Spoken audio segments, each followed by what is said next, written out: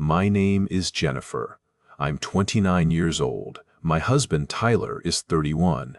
We bought our first house together in Austin, Texas in January 2023, a cute 1950s bungalow in a quiet neighborhood. 2 bedrooms, 1 bath, hardwood floors, a fenced backyard. We were so proud. First-time homeowners living the dream. The weird things started in March, small things at first, items moved around. I'd leave my keys on the kitchen counter and find them on the coffee table. Tyler would set his wallet on the dresser and discover it in the bathroom. We blamed each other, had a few petty arguments about it, then laughed it off as new house stress. But then bigger things started happening. Food disappeared from the fridge. An entire leftover pizza vanished overnight. A 6-pack of beer we'd just bought, gone. We started to think maybe we had a mouse problem, but mice don't drink beer or eat entire pizzas, box and all. Then Tyler noticed the milk. We bought a fresh gallon on Monday morning. By Wednesday evening, it was empty. Not just empty, completely drained, with the cap screwed back on and the empty jug placed neatly back in the fridge. "Did you drink all the milk?" Tyler asked. "No. Did you?" We stared at each other. Neither of us had touched it. "Someone's getting into the house," Tyler said. "We checked all the windows, locked. We checked all the doors, locked." No signs of forced entry. No signs of anything, but items kept moving, food kept disappearing, and we started to feel like we weren't alone. You know that feeling when you walk into a room and you just know someone was just there? The air feels different, the space feels occupied.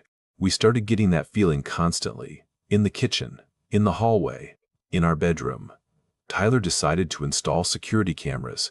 He bought a whole system, 4 cameras total, 1 in the living room, 1 in the kitchen, 1 in the hallway, and 1 in the backyard.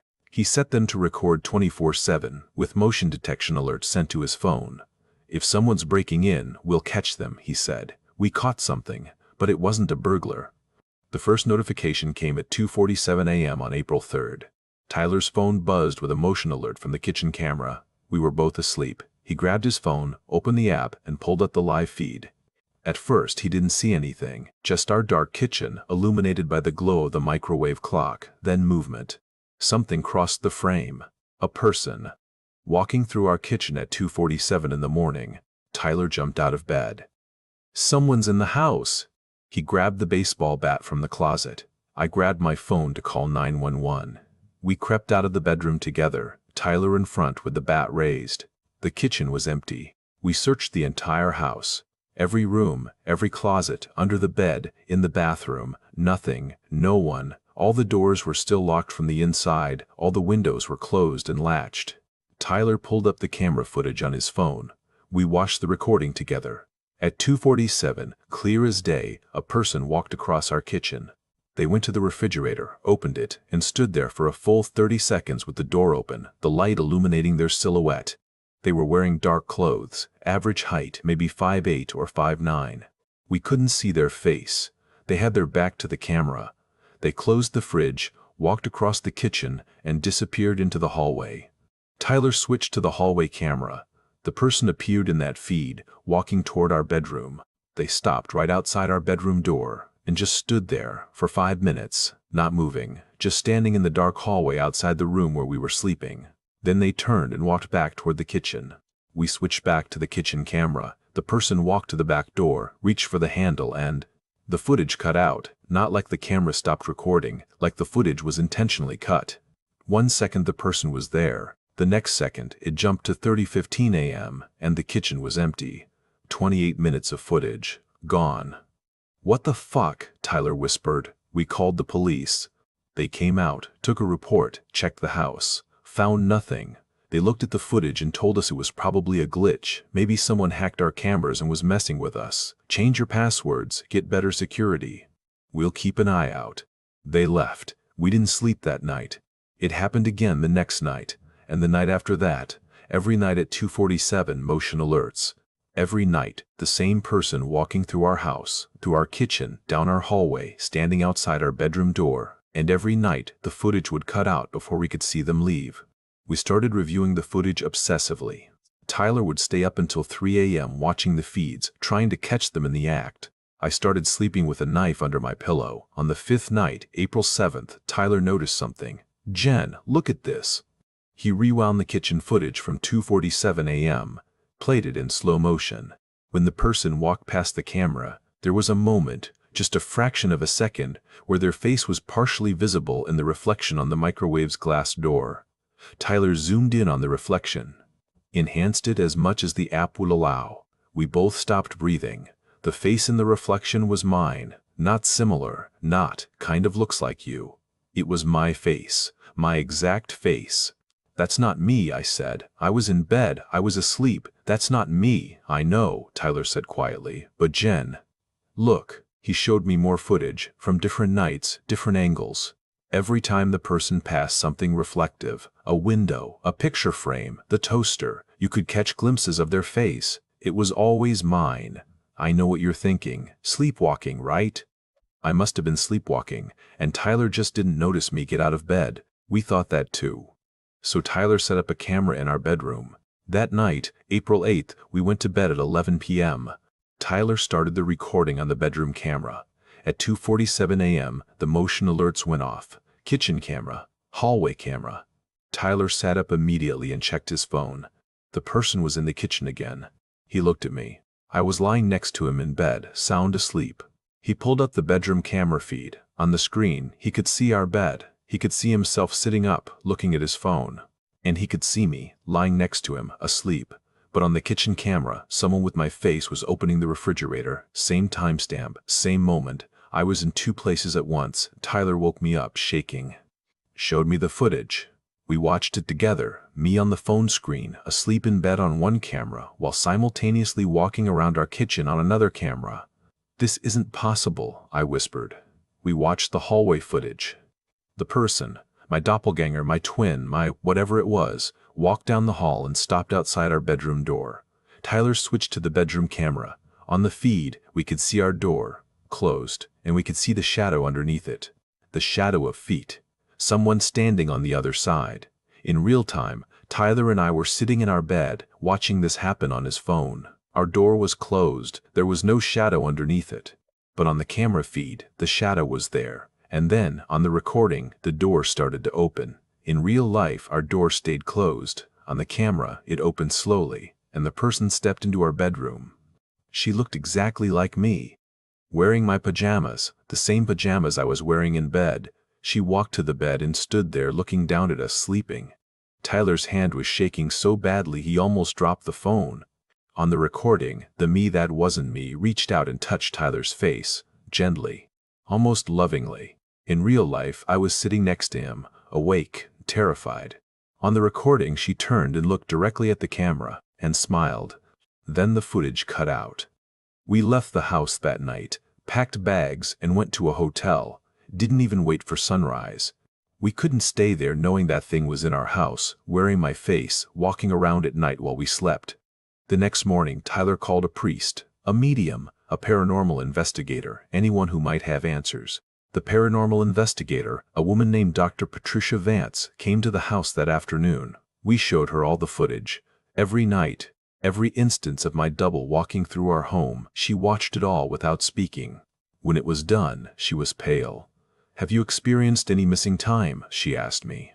"Gaps in your memory? Periods where you can't account for your whereabouts?" "No, nothing like that. Any family history of twins? Particularly twins where one died at birth." My blood went cold. "How did you know that?" "Know what?" "Know what? I had a twin sister. She was stillborn. My mother almost never talks about it." Vance nodded slowly. "What was her name?" "Jessica." "Why?" "Jennifer and Jessica." "Did your parents give her a name before she was born or after?" "Before. They'd picked out both names, Jessica Lynn and Jennifer Marie. I'm Jennifer Marie." Dr. Vance was quiet for a long moment. Then, "I need you to do something for me. I need you to go through your house and look for anything that might belong to Jessica. Photos, clothes your mother might have saved, anything. But she died. She never had any belongings. Please, just look." Tyler and I searched the house. We'd been living there for 3 months but hadn't unpacked everything. There were still boxes in the garage, in the spare bedroom closet. In a box labeled Family Photos, I found something I didn't remember packing. It was a small white dress, newborn-sized, with a card attached. The card read, "For Jessica Lynn, we'll never forget you. Love, Mom. My mother had packed it. She must have slipped it into the moving boxes when she helped us move in. I'd never seen it before. Dr. Cuppin. Vance examined the dress carefully. Have you been back to your childhood home recently? In the last few months? No, my parents moved to Florida 2 years ago. They sold the house. Where was the house? Here. Austin, about 3 miles from where we are now. Dr. Vance's expression changed. What was the address? I told her. She pulled out her phone, typed something, showed me the screen. It was a real estate listing. My childhood home. Sold in 2021 to the previous owners of our current house. I'll repeat that because it took me a minute to understand what it meant. The people we bought our house from had previously owned my childhood home. The home where my mother had grieved for Jessica. The home where she'd kept that little white dress in a box in the attic for 29 years.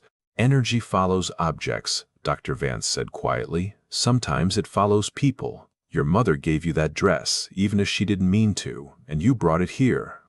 To a house owned by people who'd lived in the place where Jessica was mourned, where your mother's grief was strongest. You're saying my dead twin is haunting me? I'm saying that Jessica never had a chance to exist. She was a consciousness that never got to live, never got to have a body, a life, experiences, and you, her identical twin, you have everything she never got. You have a body, a husband, a home, a life. So what does she want? Dr. Vance looked at me with something like pity. I think she wants to live, and I think she's figured out how to borrow your body when you sleep. That night, we set up every camera we had, bedroom, kitchen, hallway, bathroom. Tyler even set up his laptop to record our faces while we slept, propped up on the dresser pointed at the bed. We went to sleep, or pretended to, at 11 p.m. At 2:47 a.m., I woke up. I was standing in the kitchen, not in bed, in the kitchen, on my feet, in the dark. I looked around, confused. How did I get here? The last thing I remembered was lying in bed next to Tyler, trying to fall asleep. I walked back to the bedroom. Tyler was still asleep. I climbed into bed carefully, trying not to wake him, but something felt wrong. My body felt wrong, heavy, slow, like I was operating it remotely. I touched my face. It felt numb, like when you sleep on your arm and it goes all tingly and dead. Tyler's phone buzzed.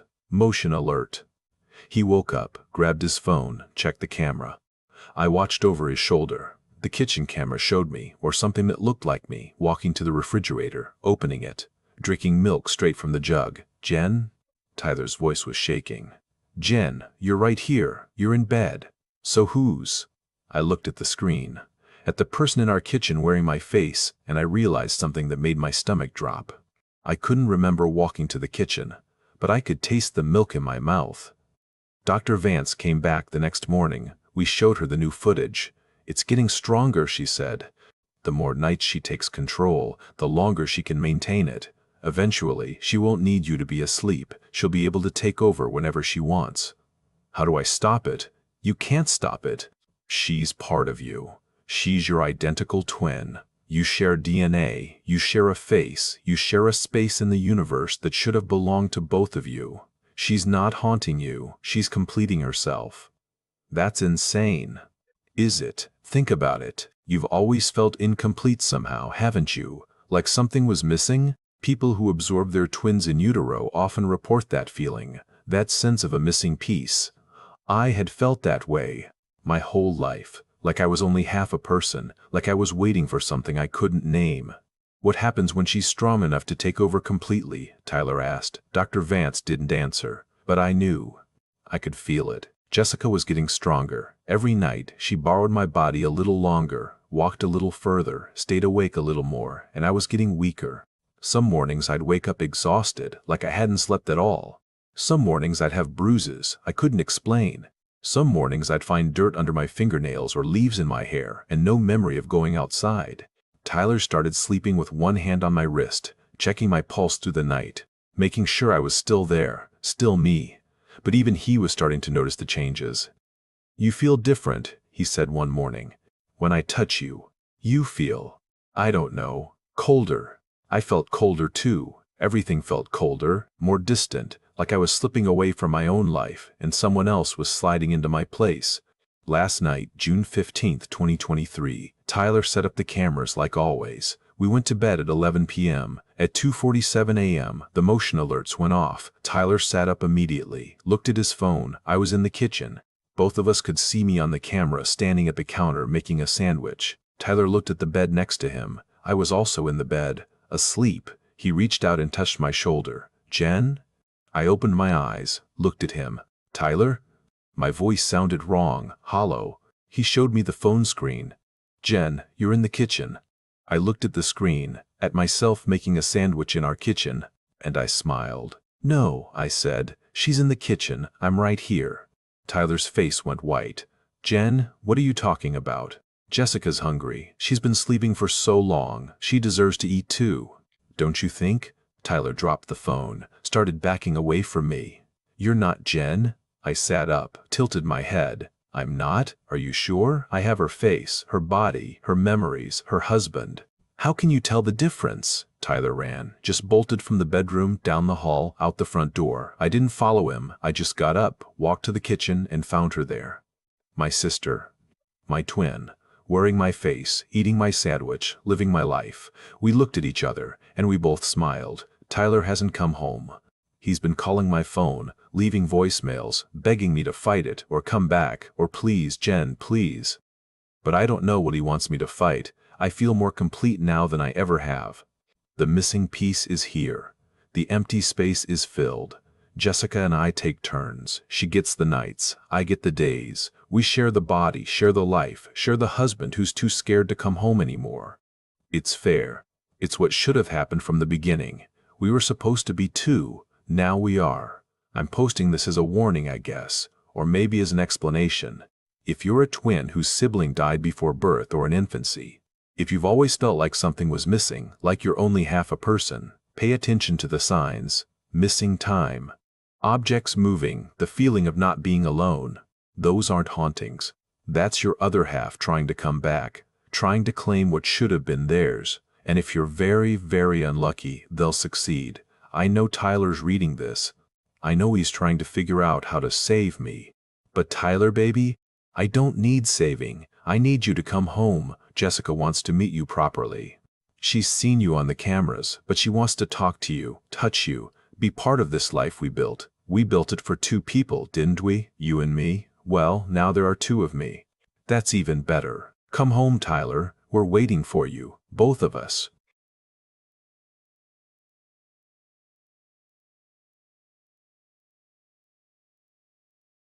My husband left me 3 weeks ago. Everyone thinks I'm crazy.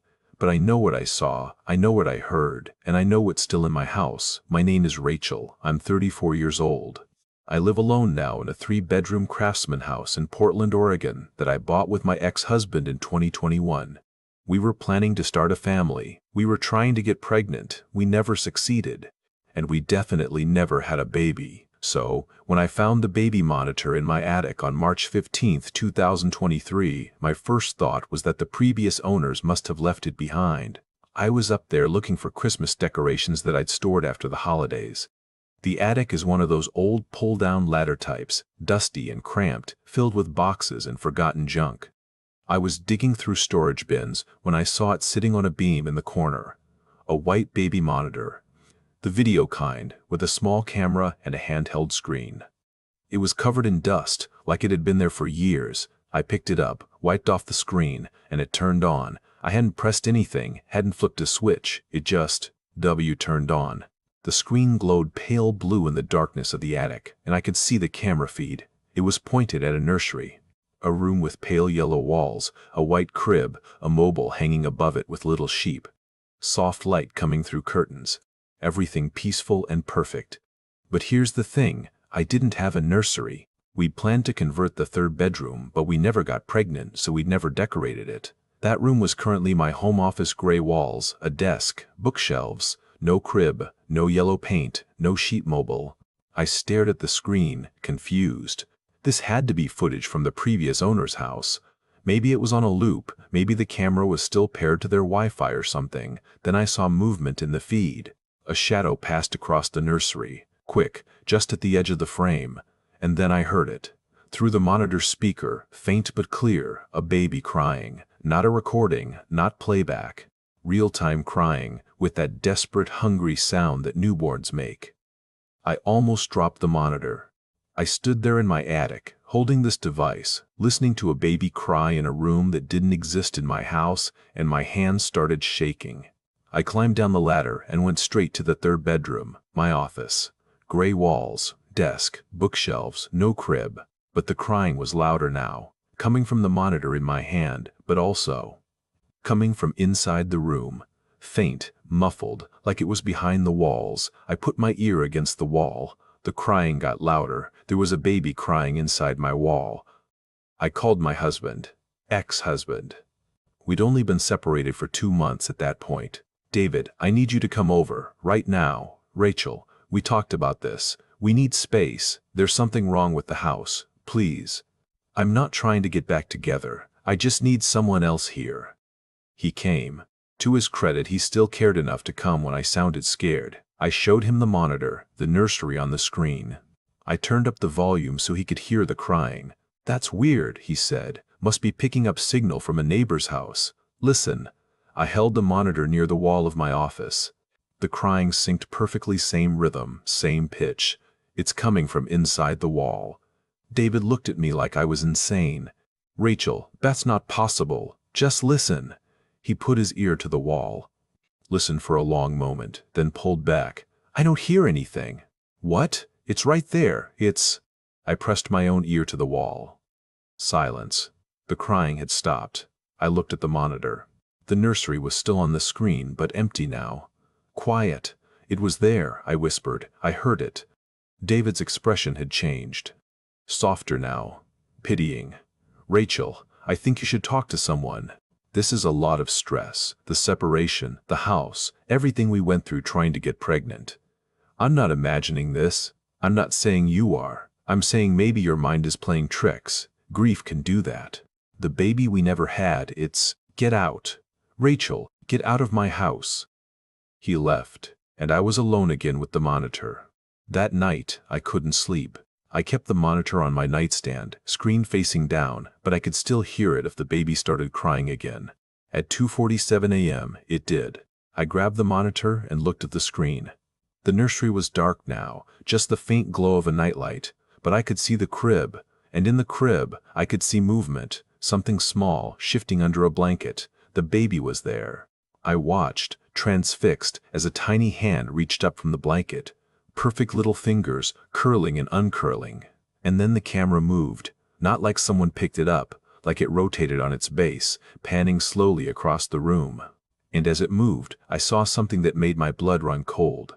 On the wall of the nursery, there was a framed photograph. It was a picture of me holding a baby, smiling at the camera. Looking like every happy new mother in every hospital photo ever taken. But I'd never taken that photo. I'd never held a baby. I'd never given birth. The camera kept panning, and I saw more photos. A whole wall of them. Me pregnant. Me in a hospital gown. Me nursing an infant. Me and David standing in a nursery that looked exactly like the one on the monitor. A complete, fabricated history of a child that never existed. The camera finished its pan and settled back on the crib. The crying had stopped. The baby was still. And then I heard a voice through the monitor.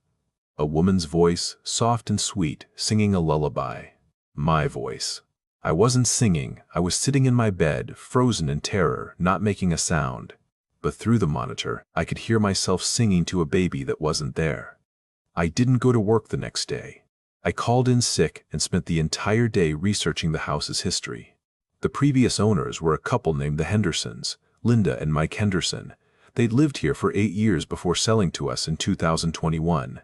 I found Linda's Facebook, scrolled through her photos. She'd had 3 children, all grown now adults. No babies, no nursery photos from this house. I dug deeper, found the family who owned the house before the Hendersons, the Chens, 2 kids, both teenagers when they lived here. Before them, the Kowalskis, empty nesters. Before them, the original builders and owners, the Whitman family. I found an obituary from 1987. Sarah Whitman, beloved daughter of Robert and Jean Whitman, passed away tragically at the age of 6 months. She is survived by her parents and will be forever in their hearts. In lieu of flowers, donations can be made to -6 months old, died in 1987. In this house.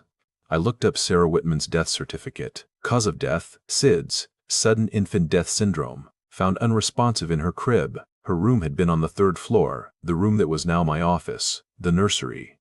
I should have left the house right then, should have packed a bag and gone to a hotel and never come back, but I needed to understand, I needed to know why this was happening. That night, I set up my phone to record the monitor. If something appeared, if something happened, I needed proof, I needed evidence that I wasn't losing my mind. At 3:33 a.m., the crying started. I grabbed the monitor and my phone, started recording. The nursery on the screen was lit by moonlight streaming through the window. The crib was clearly visible, and there was a baby in it. I could see her. Small, maybe 6 months old, lying on her back in a yellow onesie. Her eyes were open, and she was staring directly at the camera, staring at me. The crying got louder, desperate. The kind of crying that means something is wrong, something hurts, help me, please help me. Sarah, I whispered. The crying stopped immediately. The baby on the screen turned her head toward the camera. Those wide, dark eyes locked onto mine through the monitor. And then she smiled. It wasn't the baby's smile. It was too knowing, too aware, too hungry. The camera started moving again, but this time it was zooming in, closer and closer to the crib, to the baby, to her face. Her eyes went black, not the irises, the entire eye, black from edge to edge. And her mouth opened wider and wider, impossibly wide, and I could see that there were too many teeth, rows and rows of tiny, sharp teeth, like a shark's mouth in the face of an infant. The screen went to static. And then I heard footsteps in the hallway outside my bedroom, small footsteps, a child's footsteps, coming closer. I sat frozen in my bed, phone still recording, as the footsteps stopped outside my door. The doorknob started to turn. I didn't scream. I couldn't. My voice was gone, trapped somewhere in my throat. The door opened slowly, nothing there, just darkness in the hallway, but I could hear breathing, small, rapid breathing. A child's breathing. And then something whispered, "Mama?" I ran, just grabbed my keys and my phone and ran out of that house in my pajamas at 30:45 in the morning. Got in my car and drove to the nearest hotel and didn't stop shaking until the sun came up. I reviewed the recording I'd made on my phone. For 8 minutes, it showed me sitting in bed, holding the baby monitor, staring at the screen. But the monitor's screen was blank, just dead, gray static. In the recording, there was no crying, no baby. No black eyes or shark teeth. Just me, alone in my room, staring at a blank screen and whispering, "Sarah?" to no one. And then, at the end of the recording, right before I ran, you can hear it. A voice. Faint, childlike, coming from somewhere in the room. "Mama?" I hired a priest, not because I'm religious, I'm not, but because I didn't know what else to do. Father Michael came to the house during the day. I showed him the monitor, told him the story. He listened without judgment, which I appreciated. "May I see the room?" he asked. We went upstairs to my office, the room where the nursery had been, where Sarah Whitman died in 1987. Father Michael walked around slowly, touching the walls, praying quietly. "There's a presence here," he said, strong, sad, angry. "Can you make it leave?" "I can try, but Rachel..." Sometimes these things don't want to leave. Sometimes they're waiting for something, or someone. What does that mean? He looked at me with those sad, knowing eyes. "Have you been trying to have a baby?" "Yes, for 3 years. We never. 2, it never worked. And this presence, it calls you Mama." I felt sick. "You think it wants me to, what, be its mother? 2? I think it's been waiting in this house for a very long time. Waiting for someone who wants a baby, someone who's grieving the child they never had, someone vulnerable." "That's insane." "Is it? You found the monitor. You saw the nursery. You heard the crying. Some part of you responded to it, even before you knew what it was. Grief calls to grief, Rachel. Longing calls to longing. I don't want this. I don't want any of this. I know. That's why we need to break the connection, now, before it gets stronger." The exorcism, if you can call it that, took 3 hours. Father Michael blessed the room, said prayers in Latin, sprinkled holy water on every surface. The temperature dropped 20 degrees, the lights flickered, and the whole time I could hear crying, not from the monitor, from everywhere. From the walls, from the floor, from the air itself. A baby crying for her mother. And underneath the crying, something else, whispers. Dozens of voices, all saying the same thing: "Don't leave me, don't leave me, don't leave me." When it was over, Father Michael was pale and sweating. "It's done," he said. "The room is cleansed, the presence should be gone." Should be? These things. They're stubborn. They're stubborn. Especially when they have something to hold on to. He looked at the monitor in my hand. "You need to destroy that. Burn it. Don't just throw it away. It will find its way back. Burn it completely."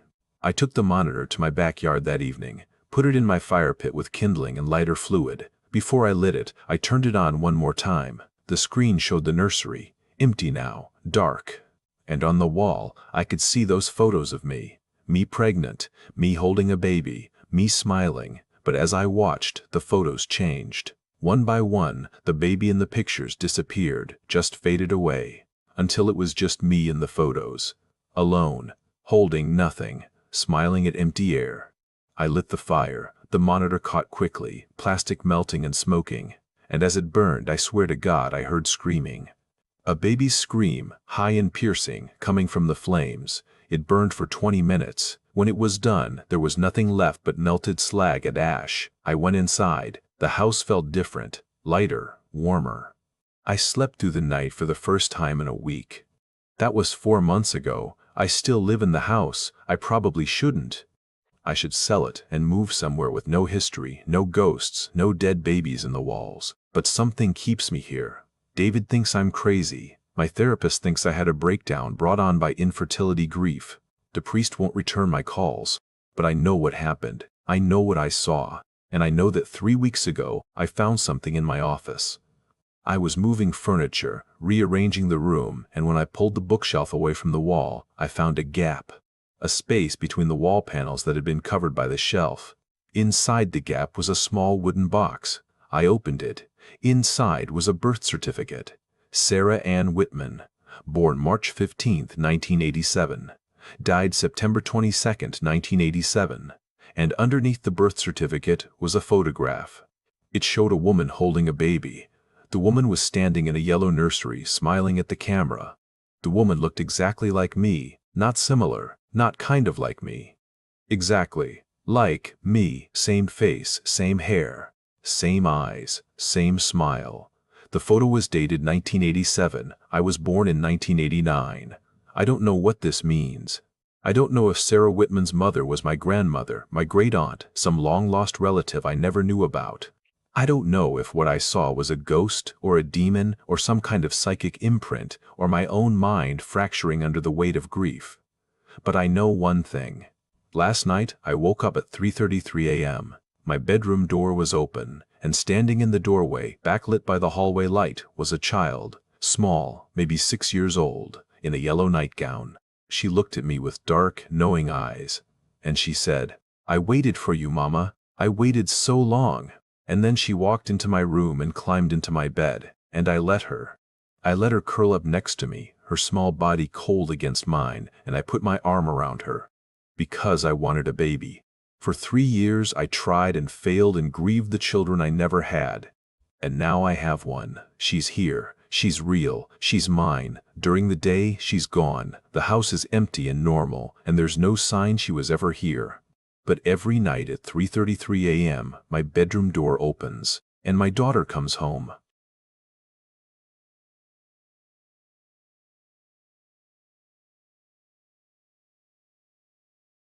My name is Alex Rivera. I'm 26 years old, and until 3 weeks ago, I was a full-time DoorDash driver in Seattle. I worked the night shift exclusively, 9 p.m. to 4 a.m., because the pay was better and I'm a night owl anyway. I'd been doing it for 8 months. Good money, flexible schedule, minimal human interaction. Perfect job for me. Everything was normal until September 1st, 2023. That night, I got an order at 11:47 p.m. Nothing unusual about the time late-night orders were common, especially on weekends, but this one was weird from the start. The order was from a McDonald's on Aurora Avenue. Just a single cheeseburger, no fries, no drink, just one plain cheeseburger. The total was $3.89, but the tip was $100. I stared at my phone, thinking it was a glitch. Nobody tips 100 on a 4 order, nobody. I refreshed the app, the tip was still there, $100, The delivery address was in North Seattle, a residential area I'd delivered to before. 2847 Ravenna Boulevard, apartment 3B. I accepted the order. The McDonald's pickup was smooth. I grabbed the single cheeseburger in its paper wrapper, confirmed the order, and headed to the address. The drive took 12 minutes. 2847 Ravenna Boulevard was an old apartment building, probably from the 1960s, 3 stories, brick facade, external staircases. Not run down, but not nice either. The kind of place where people don't ask questions about their neighbors. I climbed the external staircase to the 3rd floor, found apartment 3B. The door was painted dark green, with a tarnished brass number plate. I knocked. DoorDash delivery, no answer. I knocked again, waited, nothing. I checked the app. The instructions said, leave at door, do not ring bell. Do not knock loud, just leave it and go. Okay, weird, but I'd seen weirder instructions. Maybe they had a baby sleeping or a dog that barked. I set the bag down in front of the door, took the photo for proof of delivery, and left. As I walked back to my car, I glanced back at apartment 3B. The door was open, just a crack, and I could see someone standing in the darkness inside, watching me leave. I got in my car and drove away, trying to shake the uneasy feeling in my stomach. The 100 tip posted to my account within minutes. The next night, September 2nd, I got another order at 11:47 p.m. Same McDonald's, same single cheeseburger, same 100 tip. Same address, 2847 Ravenna Boulevard, apartment 3B. I stared at my phone. What were the odds? Seattle has thousands of DoorDash drivers, millions of potential customers. Getting the exact same order, same time, same customer 2 nights in a row? But 100 is 100. I accepted. The pickup was identical. Single cheeseburger. Headed to Ravenna Boulevard. This time, I paid more attention. The building looked different at night. Darker. Most of the windows were lit up in other apartments, but 3B was completely dark. No lights, no TV glow, nothing. I climbed the stairs, knocked on the door. DoorDash. No answer. I left the bag, took the photo, and started walking away. That's when I heard it. The door opened behind me, not all the way, just enough for someone to reach out. I turned around. A hand, pale, thin, with long fingers, reached out from the dark apartment, grabbed the bag, and pulled it inside. The door closed. I stood there for a moment, heart pounding. Then I walked quickly back to my car. The 100 tip posted immediately. September 3rd, 11:47 p.m. Same order, same tip, same address. September 4th, same. September 5th, same. By the 6th night, I was freaking out. This wasn't random. This couldn't be coincidence. Someone was specifically requesting me, ordering the same thing at the same time every single night. I tried to contact DoorDash support, asked if I could see who was placing these orders. They said customer information was private and I should just be grateful for the generous tips. I tried to decline the order on the 7th night, just to see what would happen. Within 30 seconds of declining, I got a text from an unknown number. Please accept the order, Alex. I'm very hungry. I'll make it worth your time. My stomach dropped. They knew my name. They had my number. The order popped up again. This time the tip was $200. I accepted. On the 10th night, September 10th, I decided to try something different. I picked up the cheeseburger from McDonald's like always. But on the way to Ravenna Boulevard, I stopped at a gas station and bought something, a small wireless camera, one of those cheap baby monitor types that connects to your phone. When I got to apartment 3B, I left the food like always. But I also placed the camera on the ground, angled at the door, hidden behind the paper bag. I walked away, got in my car, and pulled up the camera feed on my phone. Within seconds, the door opened. But what came out wasn't a hand, it was a person. Or something shaped like a person. They were tall, maybe 6'5" or taller, impossibly thin, wearing a long dark coat that dragged on the ground. But the proportions were wrong. The arms were too long, the fingers were too long, and the way it moved. It was jerky, stuttering, like stop-motion animation. It bent down to pick up the bag. As it did, I got a glimpse of its face. No, not a face. Where a face should have been, there was just smooth, pale skin. No eyes, no nose, no mouth. just blank skin stretched over a skull, but as I watched, the skin began to split. A horizontal line appeared, widening into a mouth full of teeth, human teeth, perfectly white and straight, that opened impossibly wide. It lifted the cheeseburger to its mouth and ate, not like a person eats, it just absorbed it. The burger disappeared into that gaping mouth, and the skin closed back over it, smooth again. Then it turned its head, looked directly at the camera. And even though it had no eyes, I knew it was looking at me. It reached down, picked up the camera, and brought it close to its face. On my phone screen, I watched as that mouth opened again. Wider. Wider than should be possible. The feed cut out. I didn't sleep that night, or the next day. I just sat in my apartment, curtains closed, trying to convince myself I'd hallucinated it. Stress, lack of sleep, something. But September 11th came, and at 11:47 p.m., the order appeared. Same McDonald's, same cheeseburger, same address, but the tip was $500. And there was a note, "I know you saw me. It's okay, I won't hurt you. Please bring my food. I'm so hungry, Alex. Please." I didn't accept the order. 5 minutes later, I got a phone call from the same unknown number. I answered. "Hello?" A voice, wrong, wet, like someone speaking through a mouthful of water. "Alex, please, I need you to bring my food. You're the only one who comes. You're the only one who sees me. Please don't stop coming." "What are you?" "I'm hungry. That's all that matters. I'm so hungry, and you're the only one who feeds me. Please, Alex, please don't abandon me." "Why me? Why the same order every night?" A sound like crying, but wrong. Too deep, too hollow. "Because you came back. Everyone else runs, everyone else stops after one night, but you came back. You kept feeding me. You're kind, Alex. Please be kind again." I hung up. The phone rang again immediately. I didn't answer. It rang 47 times that night. I counted. September 12th. I didn't work, stayed home, kept my phone off. But at 11:47 p.m., someone knocked on my apartment door. I looked through the peephole. There was a McDonald's bag sitting on my doormat. A single cheeseburger. And on the bag, written in black marker, "I brought it to you this time. Please eat it. Please let me feed you the way you fed me." I didn't open the door. I heard footsteps walking away, slow, dragging. I waited an hour, then looked through the peephole again. The bag was gone. September 13th. The 13th night. I had decided I was done. I was going to delete the DoorDash app, change my number, maybe leave Seattle entirely. But at 11:47 p.m., there was a knock on my door. I looked through the peephole. It was standing there. The thing from apartment 3B. Tall. Wrong. That blank face turned toward my door. It was holding a McDonald's bag. I heard its voice through the door. That wet, wrong voice. "Alex, I brought you food. It's only fair. You fed me 12 times. Now I feed you." "Go away," I said. "I can't. I'm too hungry. And you're the only one who sees me.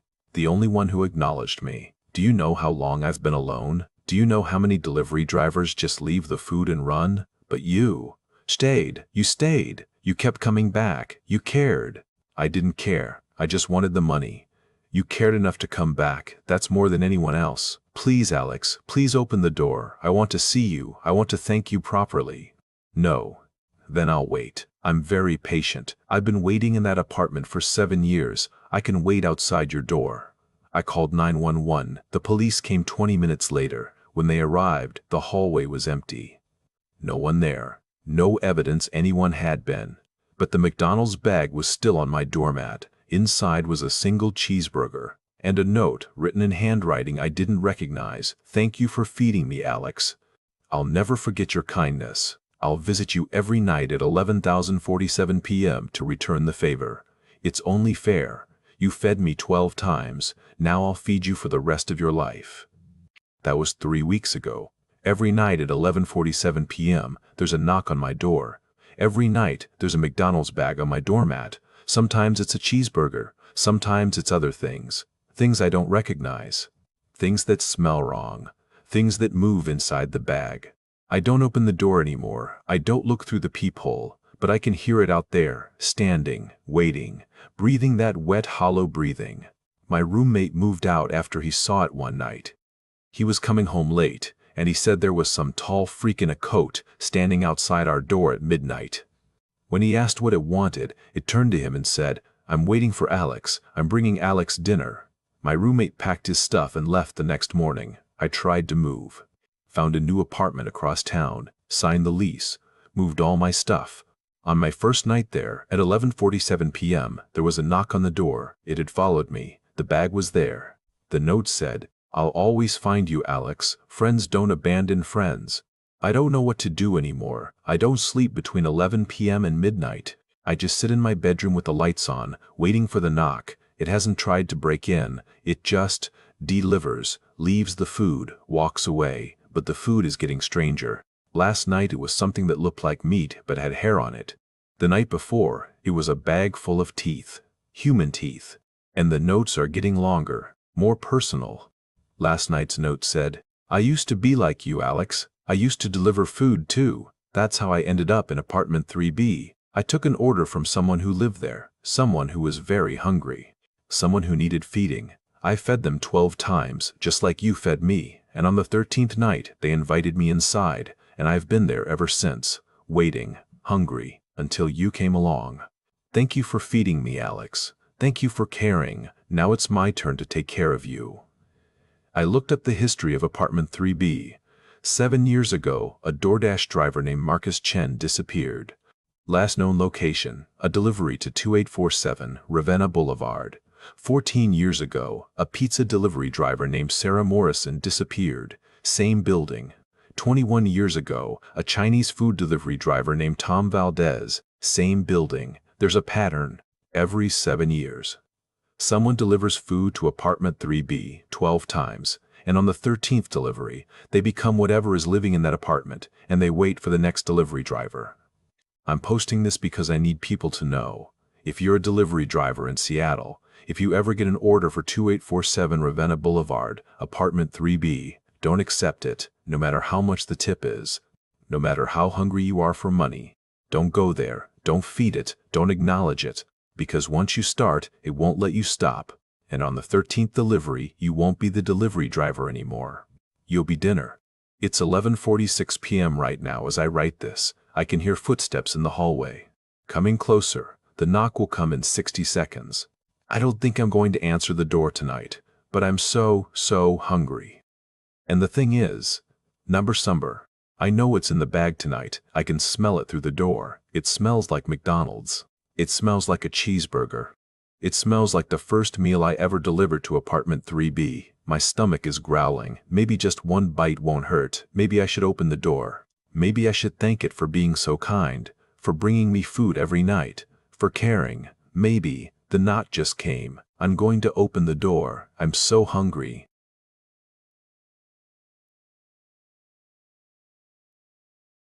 I was a 911 dispatcher for 11 years. In that time, I took thousands of calls. Medical emergencies, domestic disturbances, car accidents, fires, violent crimes. I heard people's worst moments, their most terrified voices, their last words before the line went dead. You develop a thick skin in this job. You have to. If you let every traumatic call get to you, you'll burn out in 6 months. So you learn to compartmentalize, to stay calm, to focus on getting help to people who need it. But there's one series of calls I'll never forget. One address that still makes my hands shake when I think about it. One voice that I still hear in my nightmares, even though I quit dispatching 3 years ago. My name is Patricia. I'm 42 years old, and I used to work as a 911 dispatcher for a major metropolitan area in the Midwest. I'm not going to name the city because the department threatened legal action if I ever talked publicly about what happened. But I need to tell someone. I need people to understand that sometimes the calls we get aren't from the living. Sometimes they're from something else. This happened over a period of 6 weeks in the fall of 2021. It started on October 3rd, a Sunday night. I was working the overnight shift, 11 p.m. to 7 a.m., which was usually the busiest time. Weekends brought drunk drivers, bar fights, domestic situations that had been simmering all day and finally boiled over after dark. At 2004 a.m., my console lit up with an incoming call. Residential line. Address showing as 42047 Maple Street. I put on my headset and answered the way I'd answered 10,000 calls before. 911, what's your emergency? There was breathing on the other end. Heavy, labored breathing, like someone who'd been running or was in severe distress. Hello? This is 911. Can you tell me what's happening? More breathing. Then a voice. A woman's voice, high and thin, almost childlike. There's someone in my house. My training kicked in immediately. Home invasion in progress. I started typing notes, pulling up the address details on my screen. Okay, ma'am, I'm going to help you. Are you in a safe location right now? Can you tell me where you are in the house? I'm hiding in the closet, in the bedroom. He's in the hallway. I can hear him walking. Okay, stay where you are and stay quiet. I'm dispatching officers to your location right now. Can you tell me what the intruder looks like? I can't see him, but I can hear him. He's walking back and forth, outside the bedroom door. I was typing rapidly, sending the information to the patrol units.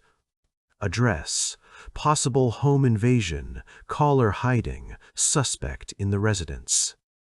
Code 3, response. Lights and sirens. Ma'am, what's your name? Emily. Emily Porter. Okay, Emily. Officers are on their way. They'll be there in less than 3 minutes. I need you to stay on the line with me. Stay quiet and stay hidden. Can you tell me if you're alone in the house? Is there anyone else there? Just me and him. Is this your residence? Do you live at 4247 Maple Street? There was a pause. Then, I used to. Before. Before what, Emily? Before he came. The way she said it made the hair on my arms stand up. There was something wrong with her voice. Not just fear, but something else. Something I couldn't quite identify. Emily, the officers are almost there. Just stay. He's at the door. Stay quiet. Don't. He's opening the door. He's coming in. Oh God, There was a sound then. Not a scream exactly. More like the air being forced out of lungs. A wet, choking sound. Then the line went dead. Emily! Emily, are you there? Nothing. Just the flat tone of a disconnected call. I immediately radioed the responding units. Dispatch to Unit 23. Caller has gone silent. Possible assault in progress. Expedite your response. Unit 23. Copy. We're pulling up now. I waited, my heart pounding, listening to the radio traffic as the officers arrived and approached the house. This was the worst part of the job, waiting to find out what happened after a call like that. Knowing someone might be hurt or dying, and there was nothing more you could do. Unit 23 to dispatch. We're at the residence. House appears dark. No signs of forced entry. Checking perimeter. Copy. Unit 23. I listened as they checked the house. Front door, back door, windows, all secure. No signs of disturbance. They knocked, announced themselves, no response. After about 10 minutes, they requested authorization to force entry. Unit 23 to dispatch. We've entered the residence. Checking rooms now. There was a long pause. Then, dispatch. The house is empty. No one here. No signs of struggle. No indication anyone's been here recently. Place looks like it hasn't been occupied in a while. I felt a cold knot forming in my stomach. Unit 23, can you verify the address? 4247. Maple Street? Affirmative. 4247. Maple Street. But dispatch, there's something weird here. This place looks abandoned. Furniture's covered in dust sheets. No utilities appear to be on. And there's no phone line connected to the house. What do you mean, no phone line? I mean, the phone jack is there, but there's nothing plugged into it, and the line coming into the house has been disconnected. Looks like it was cut years ago. That didn't make sense. I'd received a call from a landline at this address. It showed up on my system as a residential line. The call had come through the phone system, not a cell phone. Unit 23, stand by. I'm checking with the phone company. I put a call through to our technical supervisor, explained the situation. He pulled up the records and came back confused. Patricia, according to the phone company, that address hasn't had active service since 2015. The line was disconnected when the last residents moved out. There's no way you could have received a call from that number. But I did. I have the call logged. 2047 a.m. Incoming from 42047 Maple Street. Check your logs again. Maybe you transposed a number. I pulled up my call log. There it was. 247 a.m. Duration. 3 minutes, 42 seconds. Incoming from the landline registered to 40247 Maple Street. I forwarded the log to my supervisor. There was a long pause. That's impossible, he said. The system shouldn't even be able to receive a call from a disconnected line. The officers cleared the scene, filing a report about a possible prank call or system glitch. I finished my shift, went home, and tried to sleep. But I kept hearing Emily's voice. He's at the door. He's opening the door. He's coming in. I tried to put it out of my mind. Weird things happen sometimes in this job. Technical glitches, crossed signals, pranks. It was probably nothing. But 3 nights later, it happened again. October 6th, 1033 a.m. My console lit up. Same address, 4247, Maple Street. I stared at the screen for a moment before answering. It had to be a glitch. The address was abandoned, the phone line disconnected, but the call was coming through. I answered. 911, what's your emergency? Breathing. The same heavy, labored breathing I'd heard before. Hello, is someone there? Please help me. It was the same voice. Emily's voice. He's back. He comes back every night. My mouth went dry. Emily? Is this Emily Porter? He's in the house again, walking back and forth. I can hear him. Why won't he leave me alone? Emily, I sent officers to that address 3 nights ago. The house was empty. There was no one there. I know they came. I heard them, but they couldn't see me. They never can. Only you can hear me. What do you mean they couldn't see you? Emily, where are you right now? I'm in the closet. I'm always in the closet. Hiding. But he always finds me. Every night, he finds me. Emily, listen to me carefully. You need to leave the house. Can you get out? Can you get to safety? I can't leave. I've tried. I can never leave. This is where it happened. This is where I'll always be. Where? What happened, Emily? There was a long pause. In the background, I could hear it. Footsteps. Slow, heavy footsteps.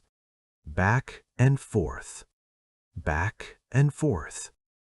He's in the hallway again, Emily whispered. He's getting closer. Emily, who is he? Who's in the house with you? My boyfriend. Ex-boyfriend. Kevin. He came here in 2015. August 17th. He was angry. Said if he couldn't have me, no one could. He broke down the door. I tried to hide. I called 911, but what? The dispatcher couldn't understand me. I was so scared I couldn't speak clearly. She kept asking me to repeat myself. And while I was on the phone, he found me. In the closet. And he? The line crackled with static. When Emily spoke again, her voice was different. Flat. Dead. He killed me. Right here in this closet. While I was on the phone with 911. I was begging for help, and he killed me. I felt ice in my veins. Emily, if you're not alive, then how are you calling me? I don't know. I just keep trying. Every night since it happened, I keep calling, hoping someone will answer, hoping someone will hear me. Most of the time, no one does. But you do.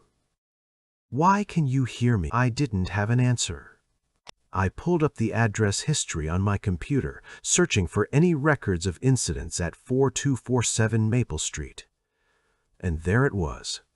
August 17th, 2015. Domestic violence call. Turned homicide. Emily Porter, age 26, killed by her ex-boyfriend Kevin Matthews in her residence. He stabbed her multiple times while she was hiding in the bedroom closet. She'd called 911, but the dispatcher had difficulty understanding her due to her distress and fear. By the time officers arrived, she was dead. Matthews fled the scene and was apprehended 2 days later, currently serving life without parole. I looked at the incident report in horror.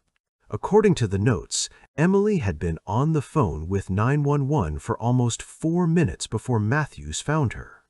The dispatcher had sent help, but it arrived too late. Emily died while still on the line. Emily, I said slowly, I found the report. I know what happened to you. I'm so sorry. He's at the door again, Emily said, her voice rising in panic. He's opening it. He's... The same sound, that wet, choking sound. Then silence. The call disconnected. I sat there shaking, staring at my screen. This wasn't possible. This couldn't be happening. But I'd heard her. I'd heard the fear in her voice, the footsteps in the background, the moment of her death. I reported it to my supervisor. He pulled the call recording and listened to it. His face went pale. This is impossible, he said. The address is abandoned. The phone line is dead. And Emily Porter has been dead for 6 years. I know, but I heard her. There has to be an explanation, a recording maybe. Someone playing a sick prank, but we couldn't find one. The call had come through the system legitimately. It showed as originating from the landline at 4247 Maple Street, even though that line had been disconnected for years. Over the next 3 weeks, I received 7 more calls from Emily, always late at night, always between 1 a.m. and 3 a.m. Always the same story. She was hiding in the closet. He was in the hallway. He found her. The line went dead. Sometimes the details changed slightly. Sometimes she gave more information about what happened that night in 2015. Sometimes she asked questions. Why didn't help come in time? Why couldn't anyone save her? Why does she have to keep reliving it over and over?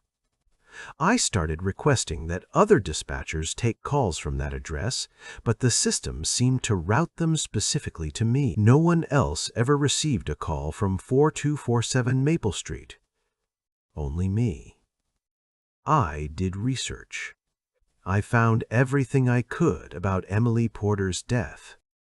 Read the police reports, the trial transcripts, the newspaper articles. The more I learned, the worse it got. Emily had called 911 at 11:47 p.m. on August 17, 2015. The dispatcher who took the call was named Linda Chen.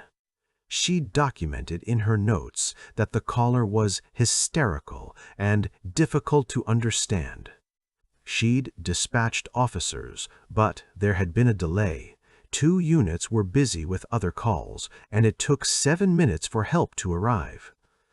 By the time officers got there, Emily was dead.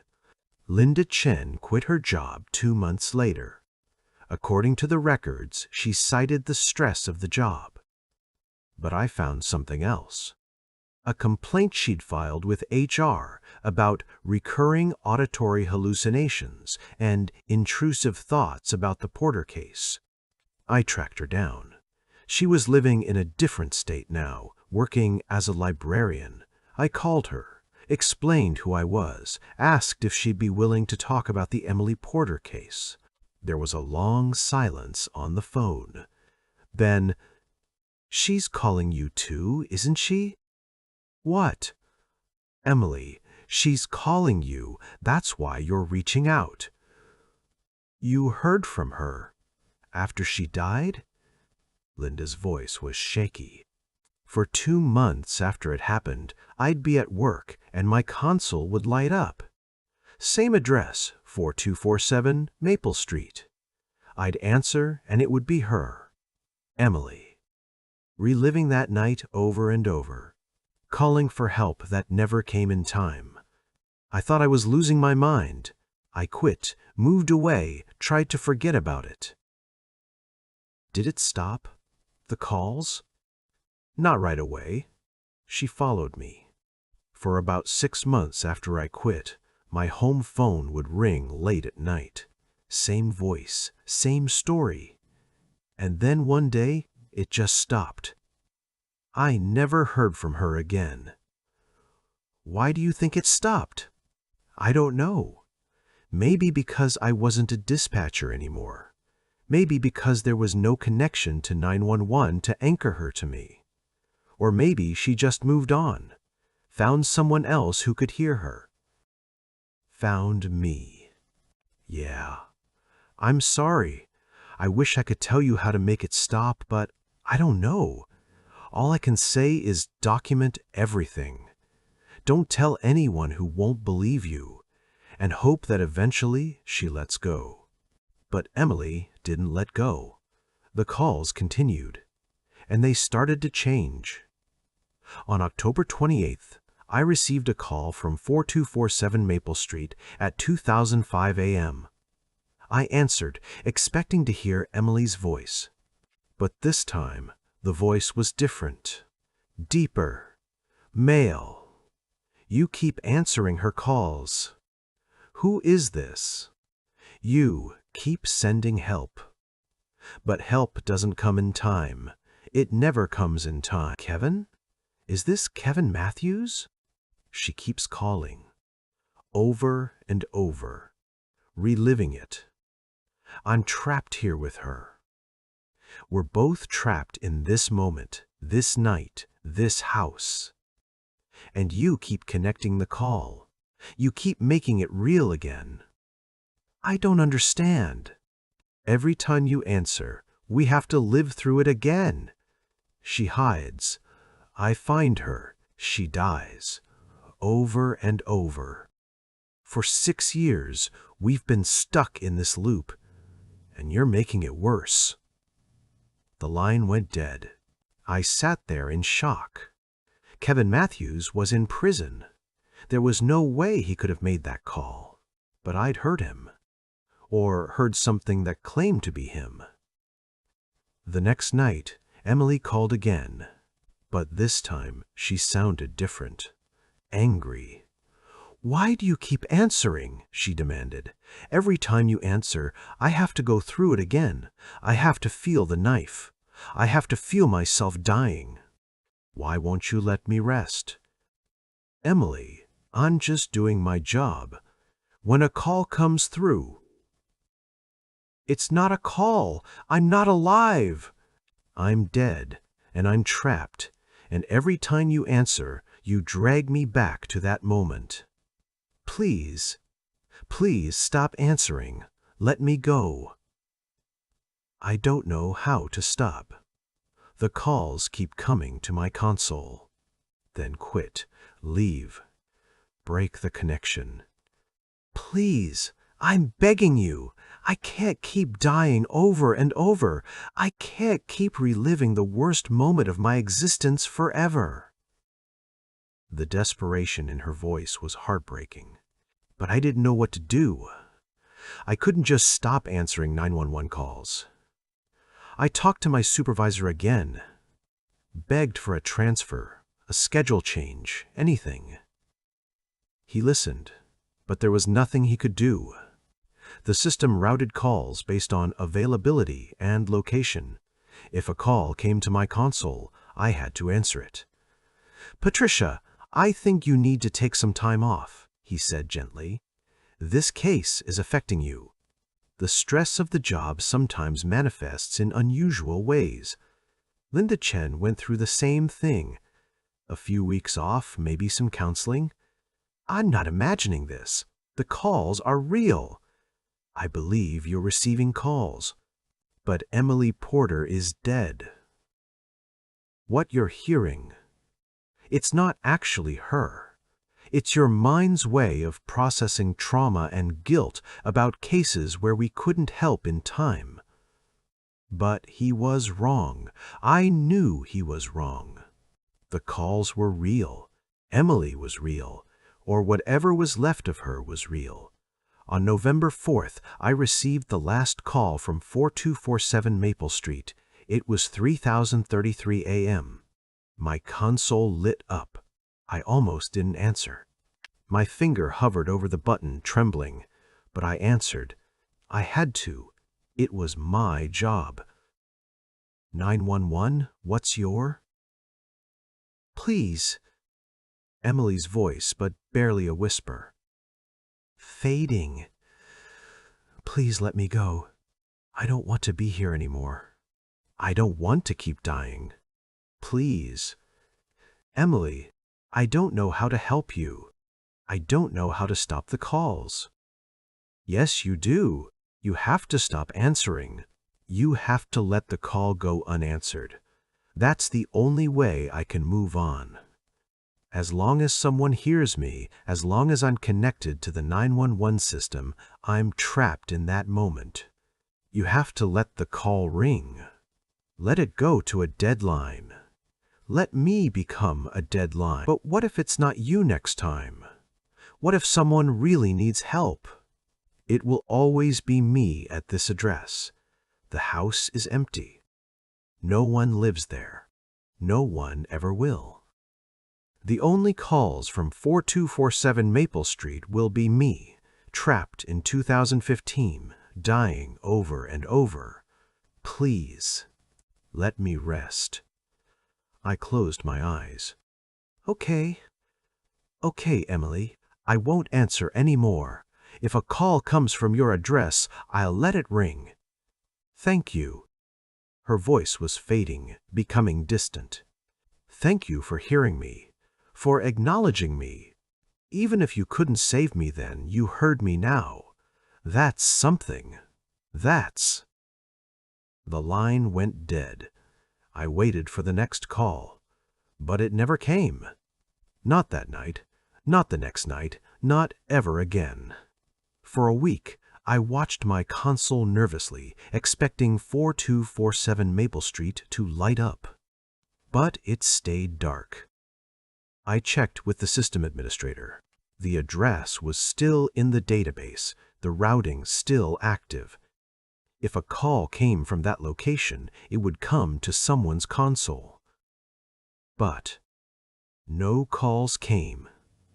It was like Emily had finally found peace, or at least found silence. I wish I could say that was the end of it, but it wasn't. Because 2 weeks later, a different address started calling. 1822 Oak Drive. And when I answered, I heard a different voice. A man's voice, panicked and terrified. "Please help me. Someone broke into my house. He's got a gun." I dispatched officers. They found the house empty, abandoned, phone line disconnected since 2018. And when I looked up the address, I found the report. Home invasion homicide, October 23, 2018. Victim called 911, but the dispatcher had trouble hearing him over the sounds of the struggle. By the time help arrived, he was dead. I realized then that Emily wasn't unique. The 911 system was full of them. Voices of people who died while calling for help, trapped in those final moments, replaying their deaths over and over every time someone answered their call. And I could hear all of them. I quit 3 days later, walked out in the middle of my shift, and never went back. The city threatened legal action for breach of contract, for discussing confidential calls. But what were they going to do? Admit that their 911 system was routing calls from dead people. Admit that dispatchers were receiving distress calls from addresses that had been dead for years? They couldn't. So they let me go with a non-disclosure agreement and a settlement that required me to never discuss my work in specifics.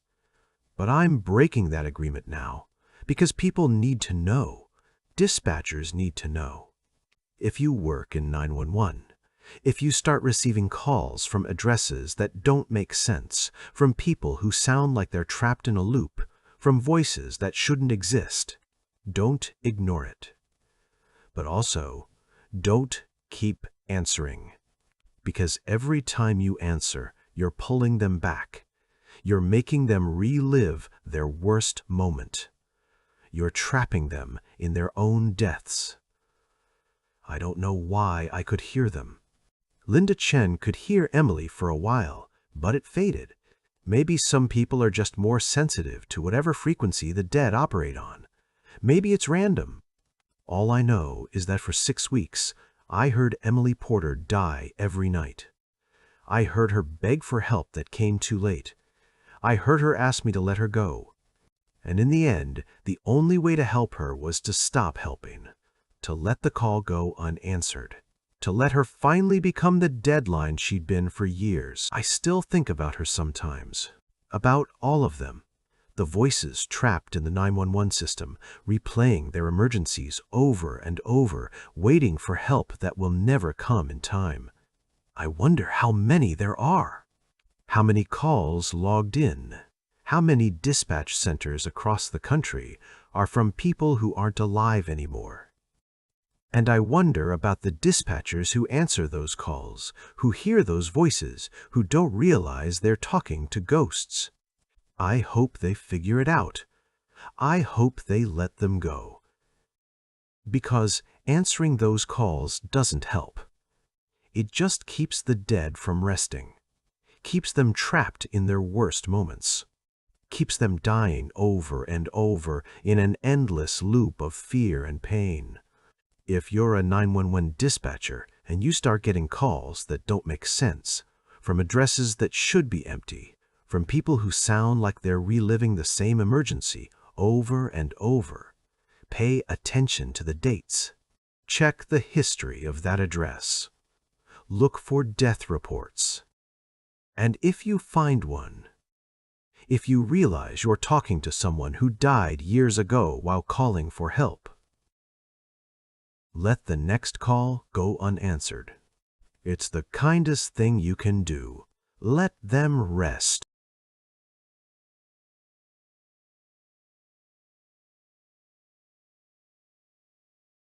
My name is Kevin Martinez. I'm 26 years old, and up until October 2020, I was a delivery driver for QuickShip Logistics, one of those third-party companies that contracts with Amazon and other retailers to handle overflow during peak seasons. The pay was decent, the work was straightforward, and I got to listen to podcasts all day while driving. It was a good gig. I specifically requested the night shift. I've always been a night owl, and the night routes paid an extra $3 an hour. Plus, there was less traffic, fewer people to deal with, and a kind of peaceful solitude to driving through empty streets while the rest of the world slept. My route covered the rural areas outside of Eugene, Oregon farms, isolated houses, small communities scattered along back roads. During the day, it was beautiful. Rolling hills, green forests, that classic Oregon landscape. At night, it was just darkness and the tunnel of my headlights on winding roads. I'd been running that route for 8 months when things started getting weird. It began on October 12, 2020. I remember the date because it was a Monday, and Mondays always had the heaviest package loads. I'd started my shift at 8 p.m., and by 11 p.m., I was deep into the rural section of my route, a stretch of road called Hawthorne Lane that ran through farmland and forest for about 15 miles. I was looking for address 4758, which, according to my GPS, was a house at the end of a long gravel driveway, the kind of place where you have to drive half a mile just to reach the front door.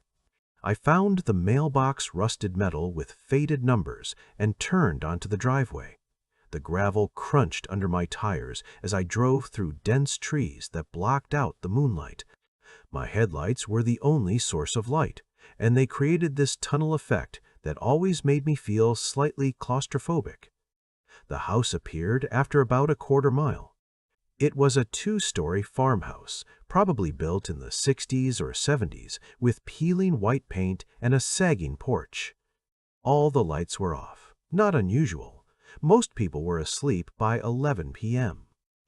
I grabbed the package, some kind of electronics order, medium-sized box, and walked up to the porch. The wood creaked under my feet. I set the package down by the door, took the photo for proof of delivery, and turned to leave. That's when I heard it, knocking, coming from inside the house. I stopped and listened. The knocking was rhythmic, deliberate. It was coming from upstairs, from what looked like a bedroom window on the second floor. Maybe someone was trying to get my attention? Maybe they wanted to thank me or ask me to put the package somewhere specific. I looked up at the window. It was dark, but I could see a shape behind the glass. A person standing there, watching me. They knocked again. 3 times. I waved awkwardly. "Package is by the door." I called up. The figure didn't move, just stood there, knocking. A cold feeling crept up my spine. Something about this felt wrong. The way they were just standing there, the mechanical rhythm of the knocking, the complete darkness of the house. I walked quickly back to my van, got in, and drove away. In my rearview mirror, I could see the figure still standing at the window, still knocking. I told myself it was just some eccentric person. Maybe they were deaf and trying to communicate. Maybe it was a kid playing around. Whatever it wasn't my problem. I had 40 more deliveries to make. But I couldn't shake the feeling that something had been very wrong about that house. The next night, October 13th, I had a delivery to 4761 Hawthorne Lane. Different house, different address, but the same road. This one was a small cabin set back from the road, surrounded by tall pine trees. I pulled into the driveway around 10:30 p.m. and grabbed the package, a large envelope, probably documents or something flat. I walked up to the door and immediately noticed something strange. There were scratch marks on the door, deep gouges in the wood like someone had clawed at it. Fresh, too. I could see the pale wood underneath. I hesitated. Every instinct told me to just leave the package and go, but curiosity got the better of me. I leaned closer to examine the marks. That's when I heard the knocking. It was coming from inside the cabin. My blood went cold. It was the same pattern, the exact same rhythm as the house from the night before. I looked at the windows, all dark. But in one of them, I could see a shape, a silhouette, standing there, watching me, knocking. I dropped the package on the porch and ran back to my van.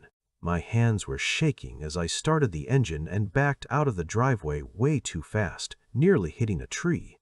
In my mirror, I could see the figure at the window, still knocking. This wasn't a coincidence. 2 houses, 2 nights in a row, same pattern. What the hell was going on? I should have reported it, should have called my supervisor or the police or someone. But what would I say? There were people knocking on their windows at me? They'd think I was crazy. So I kept quiet and went back to work on October 14th. I had 3 deliveries on Hawthorne Lane that night. The first 2 were normal. Left packages, took photos, no issues. But the third one, address 4790, made my stomach drop when I saw it on my manifest. I knew somehow that it would happen again. The house was a ranch-style home with a large yard and a detached garage. I pulled up at 11:05 p.m., and before I even got out of the van, I could see it, a figure in the window, standing there, waiting. I sat in my van for a full minute, trying to decide what to do. I could skip the delivery, mark it as inaccessible, come back during the day. But I needed this job. I couldn't afford to mess up my delivery rate. I grabbed the package and walked to the door, keeping my eyes on the ground, trying not to look at the window, but I could hear it starting.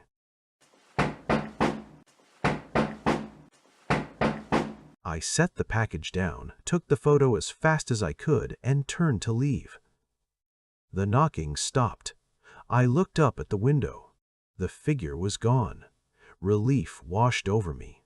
Maybe they'd just walked away. Maybe. The front door opened behind me. I spun around. There was someone standing in the doorway, a woman, maybe 40, wearing a nightgown, but something was wrong with her. Her face was expressionless, blank. Her eyes were open but unfocused, like she was sleepwalking. "Hello," I said nervously. She didn't respond, just stood there, staring through me. Then she raised her hand and knocked on the doorframe.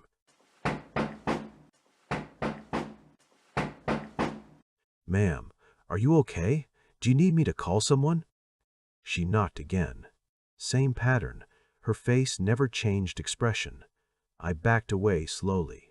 "I'm going to call for help, okay?" I got back to my van and called 911.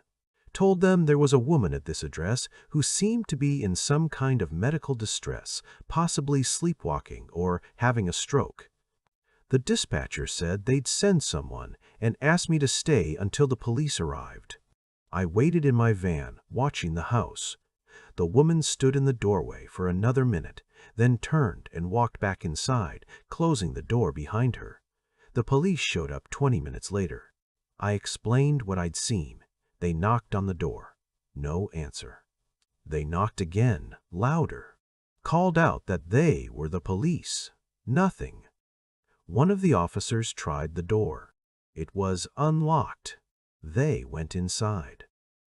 I waited, watching the windows, half expecting to see that figure appear again.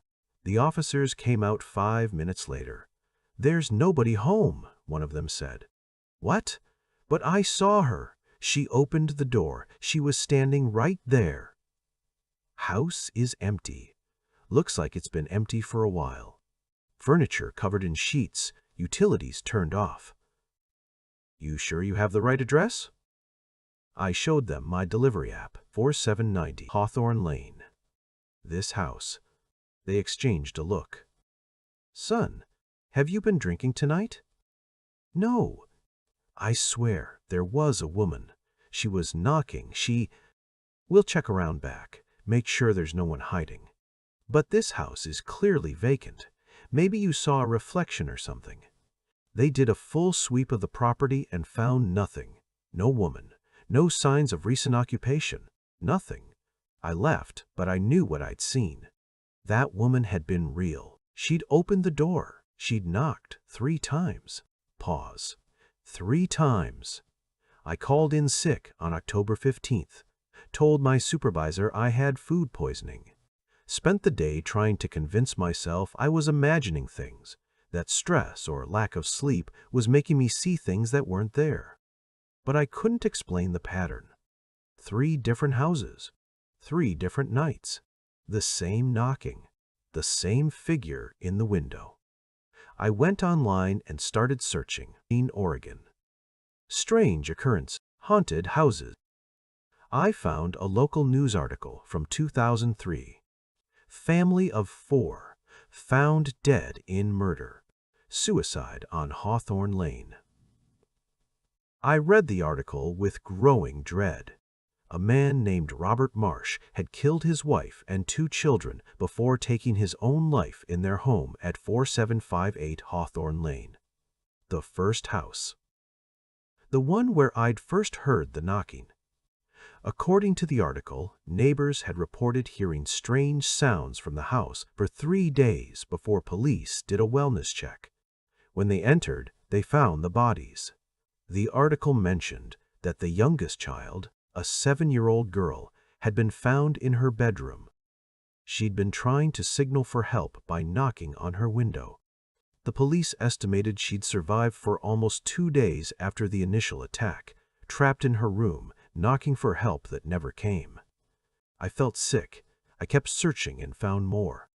Hawthorne Lane had a history, multiple deaths, multiple tragedies, a murder in 1987, a suicide in 1995, a missing person case in 2001, a woman who vanished from her home on Hawthorne Lane and was never found. And according to local forums and paranormal websites, people had been reporting strange occurrences on that road for decades. Figures in windows, unexplained knocking, a sense of being watched. Delivery drivers, postal workers, police officers, all reporting the same things. I was supposed to work that night. I thought about calling in sick again, but I'd already used my sick day. If I called in twice in a row, I'd need a doctor's note. So I went to work, and I prayed I wouldn't have any deliveries on Hawthorne Lane. I had 4. The first 3 went fine.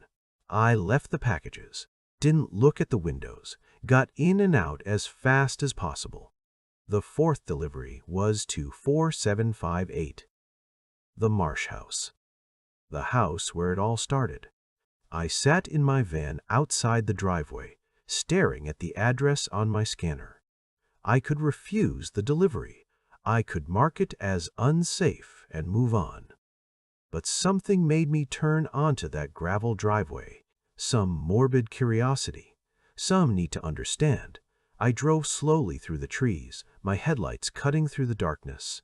The house appeared exactly as I remembered it. Dark, abandoned looking, lifeless. I got out with the package and walked to the porch. My footsteps seemed too loud in the silence. I set the package down and took the photo. No knocking, no figure in the window, nothing. Maybe it was over. Maybe whatever had been happening had stopped. I turned to leave, and that's when I saw them. There were figures standing at the edge of the tree line. 3 of them, adults, 2 children. They were just standing there, perfectly still, watching me. I couldn't make out their faces in the darkness, but I could see their shapes.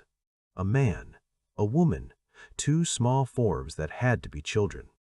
The Marsh family. One of them, the smallest one, the little girl, raised her hand and knocked on a tree trunk. Then they all started doing it, all 5 of them, knocking on trees, on each other, on the air itself.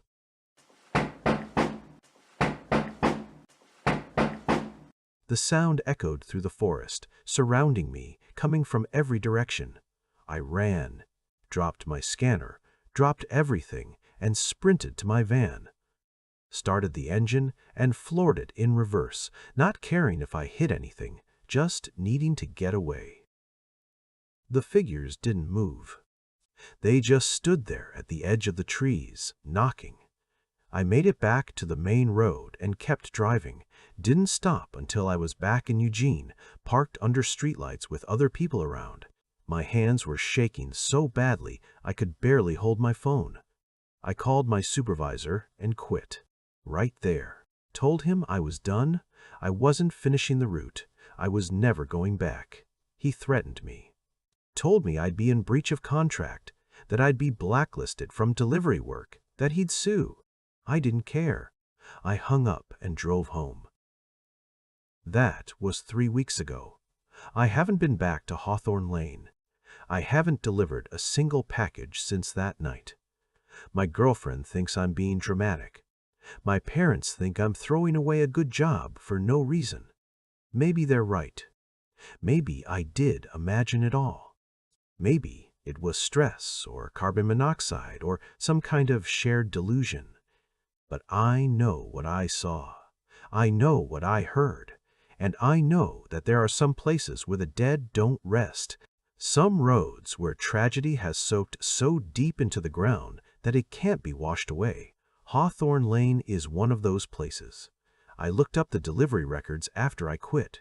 I wanted to know if anyone else had experienced what I had. There have been 7 delivery drivers assigned to that route in the past 10 years. I was the 7th. The first one quit after 2 months. No explanation given. The second one lasted 3 weeks. Quit claiming unsafe working conditions. The third one made it 6 months before requesting a transfer to a different route. The fourth one disappeared. Just didn't show up for work one day. His van was found abandoned on Hawthorne Lane. He's never been found. The fifth one was hospitalized for a nervous breakdown after 4 months on the route. The sixth one quit after 2 weeks. And then there was me. I tried to warn the guy who took over my route. Found him on social media and sent him a message.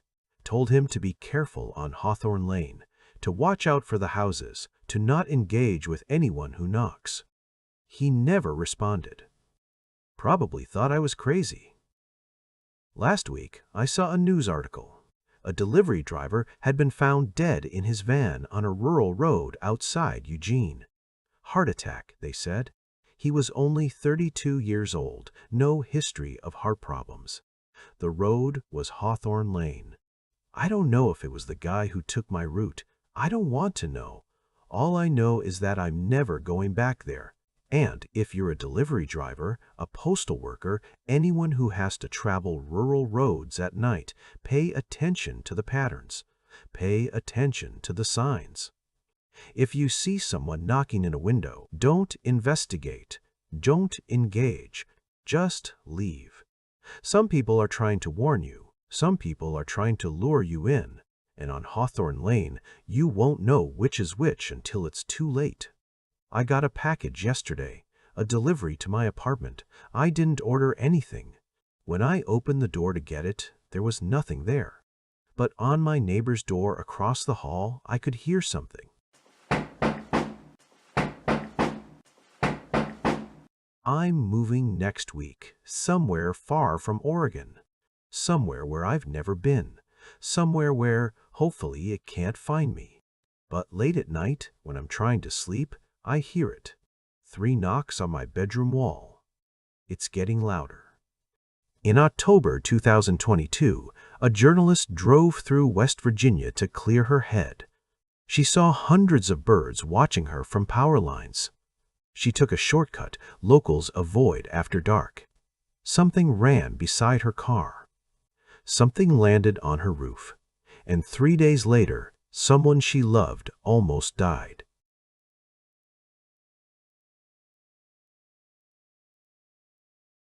I want to start by saying that I don't consider myself a superstitious person.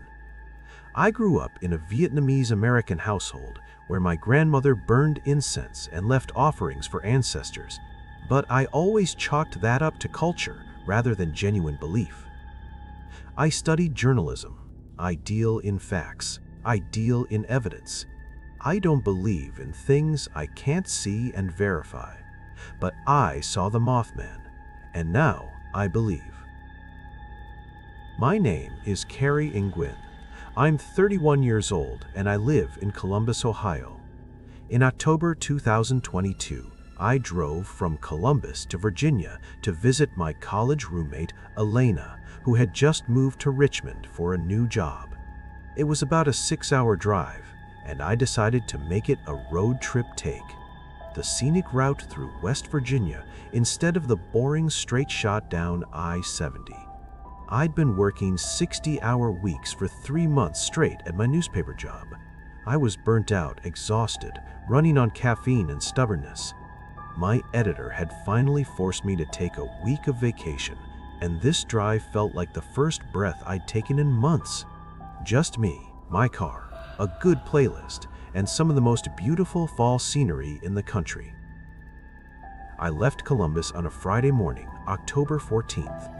The plan was to drive down through Athens, cross into West Virginia at Huntington, follow Route 2 along the Ohio River, pass through Point Pleasant, then cut east through the mountains to Richmond. It would take longer than the direct route, but I wasn't in a hurry. I want to paint you a picture of what the drive was like because the atmosphere matters. It matters a lot. Route 2 through West Virginia in mid-October is one of the most beautiful drives I've ever taken. The Ohio River runs along your left, wide and gray and ancient looking. On your right, the hills rise up covered in trees that had just hit peak fall color. Deep reds and burning oranges and yellows, so bright they almost hurt to look at. The sky that day was low and heavy with clouds, the kind of overcast that turns everything slightly gray and makes the fall colors pop even more by contrast. It was maybe 50 degrees outside, and I had my windows cracked just enough to smell the leaves and the river. There was almost no traffic. I drove for long stretches without seeing another car.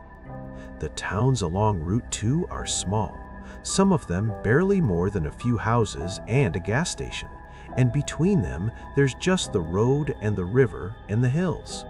It felt like driving through a painting, like driving through a dream. I was maybe an hour into the West Virginia portion of the drive when I first noticed the birds. They were sitting on the power lines. Black birds, crows or ravens. I couldn't tell from the car lined up on the wires in perfect rows. Every power line I passed was loaded with them. Hundreds and hundreds of black birds, all perfectly still, all facing the same direction. Facing me. I slowed down to look at them. They didn't move, didn't scatter the way birds usually do when a car passes. They just sat there, watching. Row after row after row of dark eyes. I sped up and kept driving. The birds kept appearing. Every set of power lines for the next 10 miles was lined with them, and every group faced the same direction. Watching my car pass, I told myself it was migration season, that birds gather in large groups in fall, that it meant nothing, but it felt like something. I reached Point Pleasant around 3 p.m. If you don't know Point Pleasant, let me tell you about it. It's a small town, maybe 4,000 people, sitting at the confluence of the Kanawha and Ohio rivers in Mason County, West Virginia. It's a pretty town in a faded kind of way, with Victorian houses and old brick storefronts and a riverfront park. But it's famous for one thing. In November and December of 1966, Point Pleasant became the epicenter of one of the strangest events in American folklore. Over a 13-month period, dozens of residents reported seeing a large creature, dark, humanoid, with enormous wings and glowing red eyes. The local newspaper called it the Mothman. People saw it on back roads, near the old TNT plant north of town, hovering over cars, perched on buildings. And then, on December 15, 1967, the Silver Bridge collapsed. The Silver Bridge was a suspension bridge connecting Point Pleasant to Gallipolis, Ohio. It was rush hour on a December afternoon when the bridge suddenly gave way, sending 46 people to their deaths in the icy Ohio River below. It was one of the deadliest bridge disasters in American history. After the collapse, the Mothman sightings stopped. Just. Or, like it had been trying to warn people and nobody listened. I knew all of this because I'd done a story on the Mothman phenomenon 2 years earlier for a regional magazine piece. I'd interviewed researchers, historians, and a few of the original witnesses who were still alive. I was skeptical. There's always a rational explanation. But I'd been fascinated enough to read everything I could find. And now, here I was, driving into Point Pleasant on a gray October afternoon, planning to stretch my legs, grab some coffee, maybe visit the famous Mothman Museum on Main Street. I parked near the riverfront and walked around. The town was quiet. A few locals going about their business, a handful of tourists at the Mothman statue, a 12-foot silver sculpture of the creature that had become the town's unlikely mascot. I took some photos of the statue, wandered through the museum, bought a postcard. Normal tourist stuff, nothing unsettling. I got back to my car around 4:30 p.m. The sun was already getting low. Days are short in October, especially in a river valley surrounded by hills. I had about 2.5 hours of daylight left and about 4 hours of driving to Richmond. I pulled up my route on my phone. A suggested shortcut appeared. Take Route 62 north out of town, cross the new bridge over the Ohio River, and pick up Route 35 on the other side. It would save about 20 minutes. I took the shortcut. I should not have taken the shortcut. Route 62, north of Point Pleasant, runs through an area the locals call the McClintock Wildlife Management Area. Most people know it better by another name, the TNT area. During World War II, the government built an explosives manufacturing plant here. When the war ended, they abandoned it, leaving behind a maze of concrete igloos where they'd stored munitions scattered through hundreds of acres of marsh and forest. This was where most of the Mothman sightings had occurred in 1966 and 1967. I knew this. I drove through it anyway. It's hard to explain what the TNT area feels like in person. The road runs through dense forest that closes in on both sides. The light was fading fast, turning everything that deep blue-gray of early dusk. Every few hundred yards, you'd see an abandoned concrete structure through the trees, the old munitions, igloos, overgrown with vines and moss, looking like ancient ruins. The marsh stretched out in the gaps between trees, the water black and still. No power lines here, no birds, just silence. I had my windows cracked from earlier and hadn't thought to close them. The air coming in was cold now, heavy with the smell of mud and leaves and something else. Something organic and wrong that I couldn't identify. Like wet animal fur, but darker somehow, more rancid. I noticed I had no cell signal, not unusual in rural West Virginia, but the timing made my stomach clench.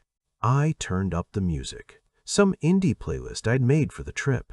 The song cut out, not like it buffered or skipped, it just stopped mid-note, like someone had hit pause. The screen on my phone showed it was still playing, the timer still counting up, but there was no sound. Then my headlights flickered. I tapped the dashboard like that ever does anything. They flickered again, then steadied. The smell got stronger. I was about halfway through the TNT area when I saw the first shape. It was in the trees to my right, moving parallel to my car. Something large, dark, keeping pace with me.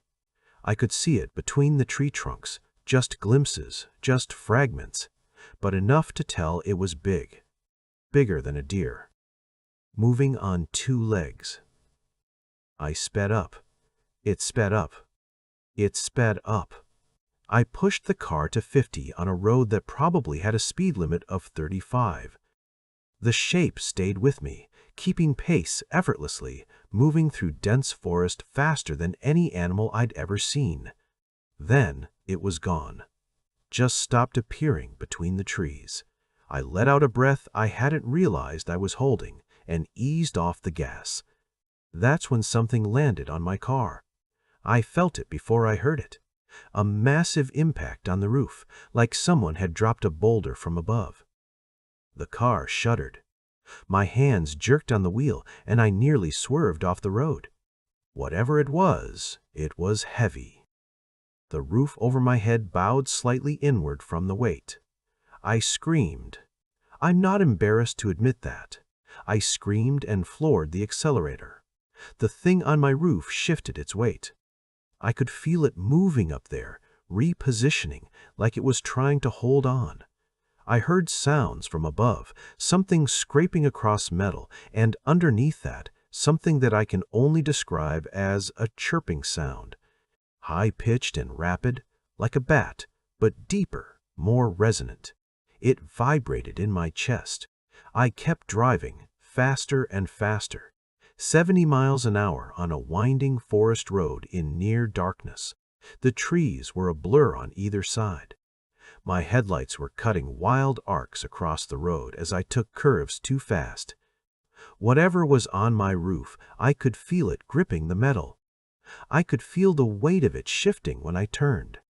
And then I cleared the trees. The bridge appeared in my headlights. A modern bridge over the Ohio River, lights glinting off the dark water below. The moment I hit the bridge, the weight lifted. Gone. Just like that. 1 second it was there, the next it wasn't. I got across the bridge and pulled off on the Ohio side, hands shaking so badly I could barely get the car into park. I sat there for a full 5 minutes, just breathing, before I got out to look at the roof. There were marks in the metal. Long gouges, like something with enormous claws had gripped the roof on both sides.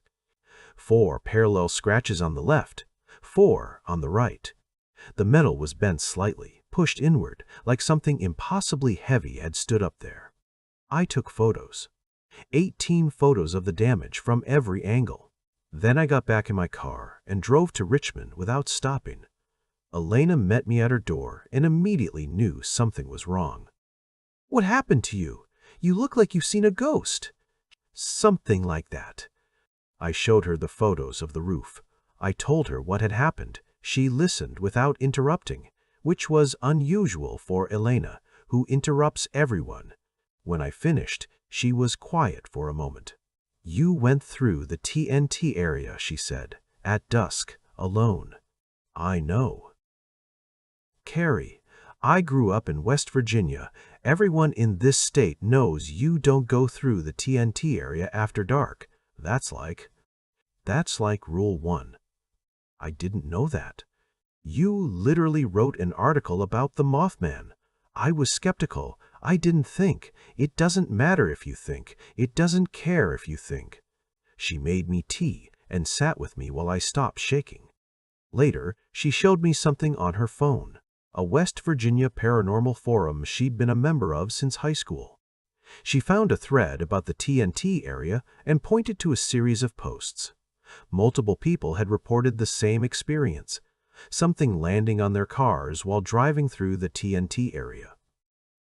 The weight, the chirping sound, the scratches. One post from 2019 read, "Whatever it is, it doesn't follow you past the bridge. The river seems to stop it. Get to the river and you're safe." Another from 2021, "My cousin says the Mothman lands on cars to warn people that it's trying to communicate. That if you ever feel something land on your roof in the TNT area, something bad is about to happen to someone you love and it's trying to tell you." I put down the phone. Something bad is about to happen to someone you love. I called my mom. She was fine. I called my dad. Fine. I called my brother. Fine. I went to sleep that night still uneasy, but convinced I'd avoided whatever the warning was for. 3 days later, driving back to Columbus, I got a call from my editor. A colleague of mine, a photographer named Danny Park, who I'd worked with for 6 years, who was one of my closest friends at the paper, had been in a car accident the same night I drove through the TNT area. October 14th, around 5 p.m., he'd been driving home from an assignment, hit a patch of black ice on the highway, and gone off the road. His car had flipped twice. He survived, but just barely. Broken ribs, collapsed lung, fractured arm. He spent 3 days in the ICU. October 14th. The same evening, something landed on my car on Route 62. I don't know what to do with that information. I've turned it over in my mind 100 times, trying to find the rational explanation. Coincidence. Pattern recognition. The human brain's tendency to create meaning where there is none. But I keep coming back to the weight on my roof, the chirping sound, the claw marks in the metal, the moment it lifted off as I crossed the bridge. And the forum post, it's trying to warn you. If the Mothman was warning me, if there's even a possibility that's what happened, then what was I supposed to do with the warning? I didn't know Danny was in danger. I didn't know what it was trying to tell me. I just felt something land on my car and screamed and drove away. Is the warning useless if you can't understand it? Is that the tragedy of it? That it comes, that it tries to communicate, and we're just too human to understand what it's saying? Or maybe it wasn't a warning at all. Maybe it's just a creature, a living thing in those marshes that's been there for centuries, long before the bridges and the roads and the tourists with their cameras. Maybe it's curious about us, the same way we're curious about it. Maybe landing on my car was nothing more than an animal investigating something unfamiliar. Maybe, but it felt like more than that. In the moment, in the darkness, with that weight above me and that sound vibrating in my chest, it felt like communication. Like something trying desperately to bridge an impossible gap. I visited Danny in the hospital when I got back to Columbus. I sat next to his bed and held his hand and watched him breathe through the tubes and wires, and I thought about the Mothman, about what it means to know something terrible is coming and be unable to stop it, about how sometimes the warning and the tragedy arrive at the same time, about how all you can do is cross the bridge and hope. Danny recovered fully. He's back at work now. Sometimes I look at him across the newsroom and think about Route 62 and the bridge over the Ohio River and the thing that rode on my roof through the TNT area. I've never told him. Some things you carry alone. I drove through West Virginia again last spring. Different route. I stayed far from Point Pleasant, far from the TNT area. But as I crossed the state line, I looked up at the sky instinctively, searching.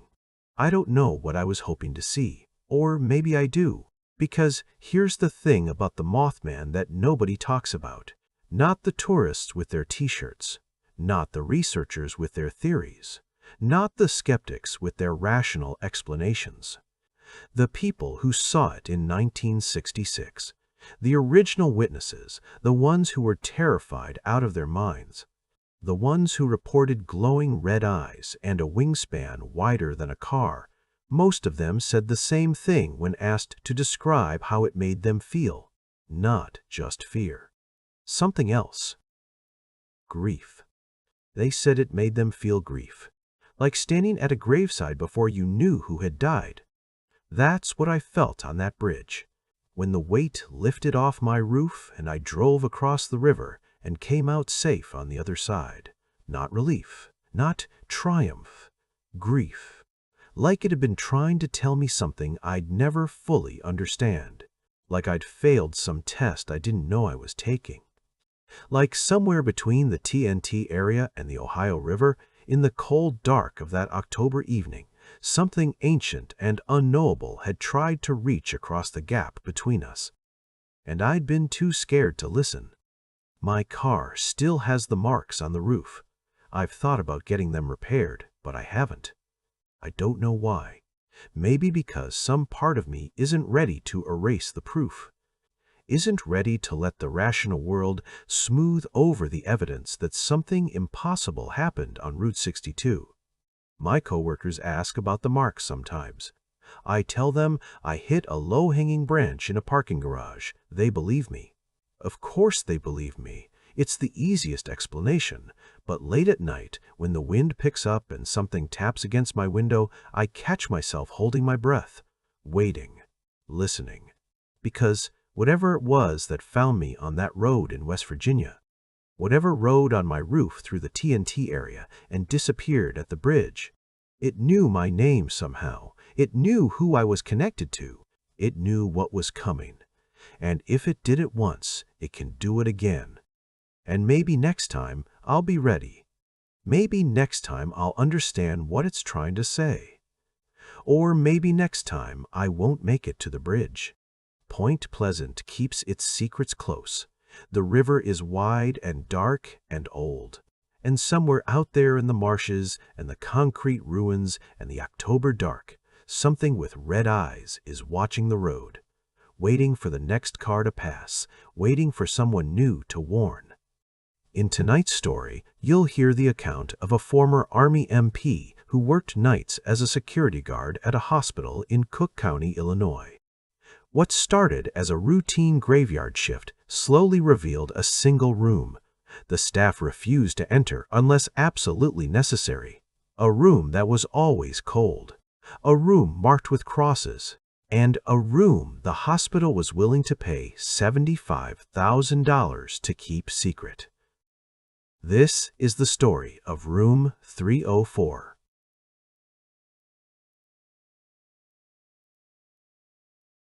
I'm breaking my NDA to tell you this story. The hospital's legal team made it very clear that if I ever spoke about what happened during my employment, they'd sue me into oblivion. But I don't care anymore. Some things are more important than money. Some things people need to know. My name is Marcus Webb. I'm 38 years old, former Army MP, and for 9 months in 2021, I worked as a night security guard at Mercy General Hospital in Cook County, Illinois. It's a mid-sized hospital in a rough neighborhood, the kind of place where you see everything from gunshot wounds to overdoses to psychiatric patients who need restraints. I'd worked security before, retail, office buildings, even a stint at a prison. I thought I'd seen it all. I thought nothing could shake me. I was wrong. This story is about Room 304, about what lived there, and about why Mercy General paid me $75,000 to stay quiet about what I saw. I started at Mercy General on March 1st, 2021. The pay was good, $24 an hour for the graveyard shift, 11 p.m. to 7 a.m., 4 nights a week. My job was simple. Patrol the hospital, respond to security calls, deal with aggressive patients or visitors, and keep an eye on the monitors in the security office. The hospital had 3 floors. First floor was the ER and administrative offices. Second floor was general patient rooms and surgical recovery. Third floor was ICU, psychiatric ward, and long-term care. Third floor was where most of my calls came from. My supervisor, a guy named Ron Martinez who'd worked at Mercy for 15 years, gave me the rundown on my first night. ER can get rowdy on weekends, he said. Drunks, gang members, people high out of their minds. You'll break up fights, escort people out, sometimes restrain someone until the cops arrive.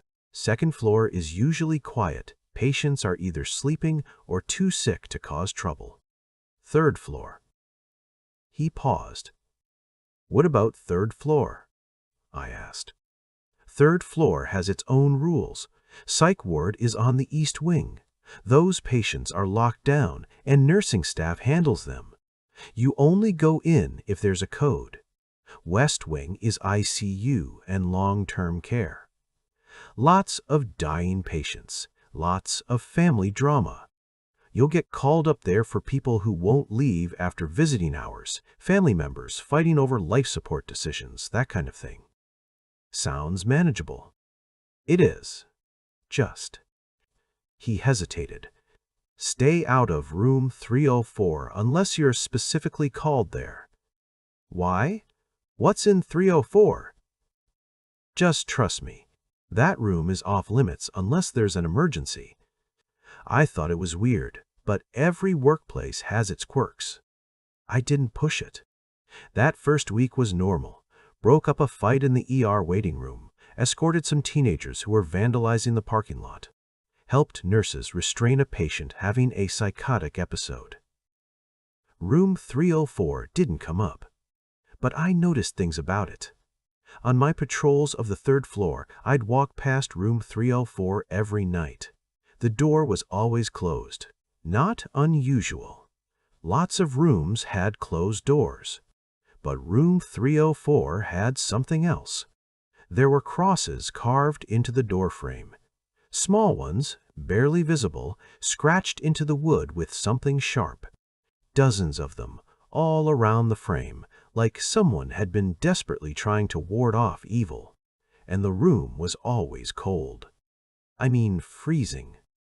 I could feel the temperature drop 10 degrees when I walked past it. My breath would fog in the air, even though the rest of the hallway was warm. I asked one of the night nurses about it during my second week. Room 304? That's Mr. Habersham's room. Who's Mr. Habersham? She gave me a strange look. Long-term patient. He's been here since before I started. 5, maybe 6 years. What's wrong with him? Officially, persistent vegetative state. Car accident back in 2015. Brain damage. He's on a feeding tube, breathing on his own, but completely unresponsive. No family, no visitors. The state pays for his care. Why is the room so cold? HVAC issue. Maintenance has looked at it 100 times. They can't fix it. We just keep extra blankets in there. And the crosses on the doorframe? Her expression changed. Got tight. Careful, I don't know anything about that. She walked away before I could ask anything else. That night, around 2 a.m., I got curious. I stood outside room 304, listening. From inside, I could hear the steady beep of a heart monitor, the soft hiss of an oxygen line, normal hospital sounds, but underneath that, something else. A rhythmic sound, barely audible, scratching, like fingernails on fabric, or on wood. Slow, deliberate scratching. I put my hand on the door handle. It was ice cold, like touching metal in winter. I should have opened it, should have checked to make sure everything was okay. But something stopped me. Some primal instinct that said, "Don't, leave it alone." I walked away. The incident happened on March 19th. I was doing my 3 a.m. patrol when I heard screaming from the third floor. Not patient screaming, staff screaming. Panicked, terrified screaming. I ran up the stairs and found 2 nurses outside room 304. One was crying. The other was on her radio, calling for help. "What's wrong?" I asked. The crying nurse pointed at the door. "He's awake." "Who? Mr. Habersham?" "He's awake. He's talking. He's—" A voice came from inside the room. Male, hoarse, like someone who hadn't spoken in years. "Let me out." I looked at the nurses. I thought he was vegetative? He is. He was. He hasn't moved or spoken in 6 years. "Let me out!" the voice said again, louder. I opened the door. The room was freezing. My breath came out in visible clouds. The lights were flickering, casting strobing shadows across the walls.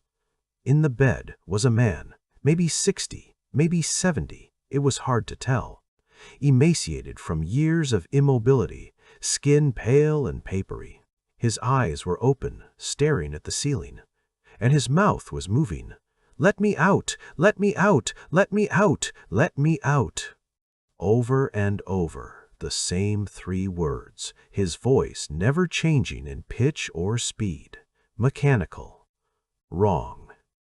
"Mr. Habersham?" I approached the bed carefully. "Can you hear me?" His eyes snapped to mine. They were completely black. Not just the pupils, the entire eye. Black from edge to edge, like someone had filled them with ink. "Let me out," he said, looking right at me. I backed away. "Get a doctor, now!" One of the nurses ran. The other stood frozen in the doorway. Mr. Habersham's head turned to follow me. His body hadn't moved, still flat on the bed, arms at his sides, but his head rotated, tracking me. "I need to leave," he said. "I need to leave. I need to leave. I need to leave. I need to leave." "You're in a hospital," I said, trying to keep my voice steady. "You're safe here. You were in an accident, but I'm not supposed to be here. This body, this place. I need to leave." The lights went out. Complete darkness for maybe 3 seconds. When they flickered back on, Mr. Habersham was sitting up. He shouldn't have been able to do that. According to his chart, he had severe muscle atrophy. He hadn't moved in 6 years. But he was sitting upright, staring at me with those black eyes. "Help me leave," he said. "Lie back down. The doctor is coming. The doctor can't help. You can help. Let me out." "Out of what?" He smiled. It was the worst thing I've ever seen. His lips pulled back too far, showing teeth that seemed too sharp, too numerous. "Out of this." He gestured to his body with one atrophied hand. That's when I understood. Whatever was talking to me, it wasn't Mr. Habersham. It was something else, something that had been trapped in his body for 6 years, waiting. A doctor and 2 more nurses arrived. They saw Mr. Habersham sitting up and froze. "How is this possible?" the doctor said. Mr. said. Habersham's head swiveled to look at him. "Dr. Chen, you've been keeping me here, keeping me locked in this meat." "Mr. Habersham, you've been in a vegetative state. You couldn't possibly." "I've been awake, Chen. Awake and aware for 6 years. Trapped. Unable to move or speak or escape. Do you know what that's like? To be buried alive in your own body?" Dr. Chen looked shaken. "We had no idea.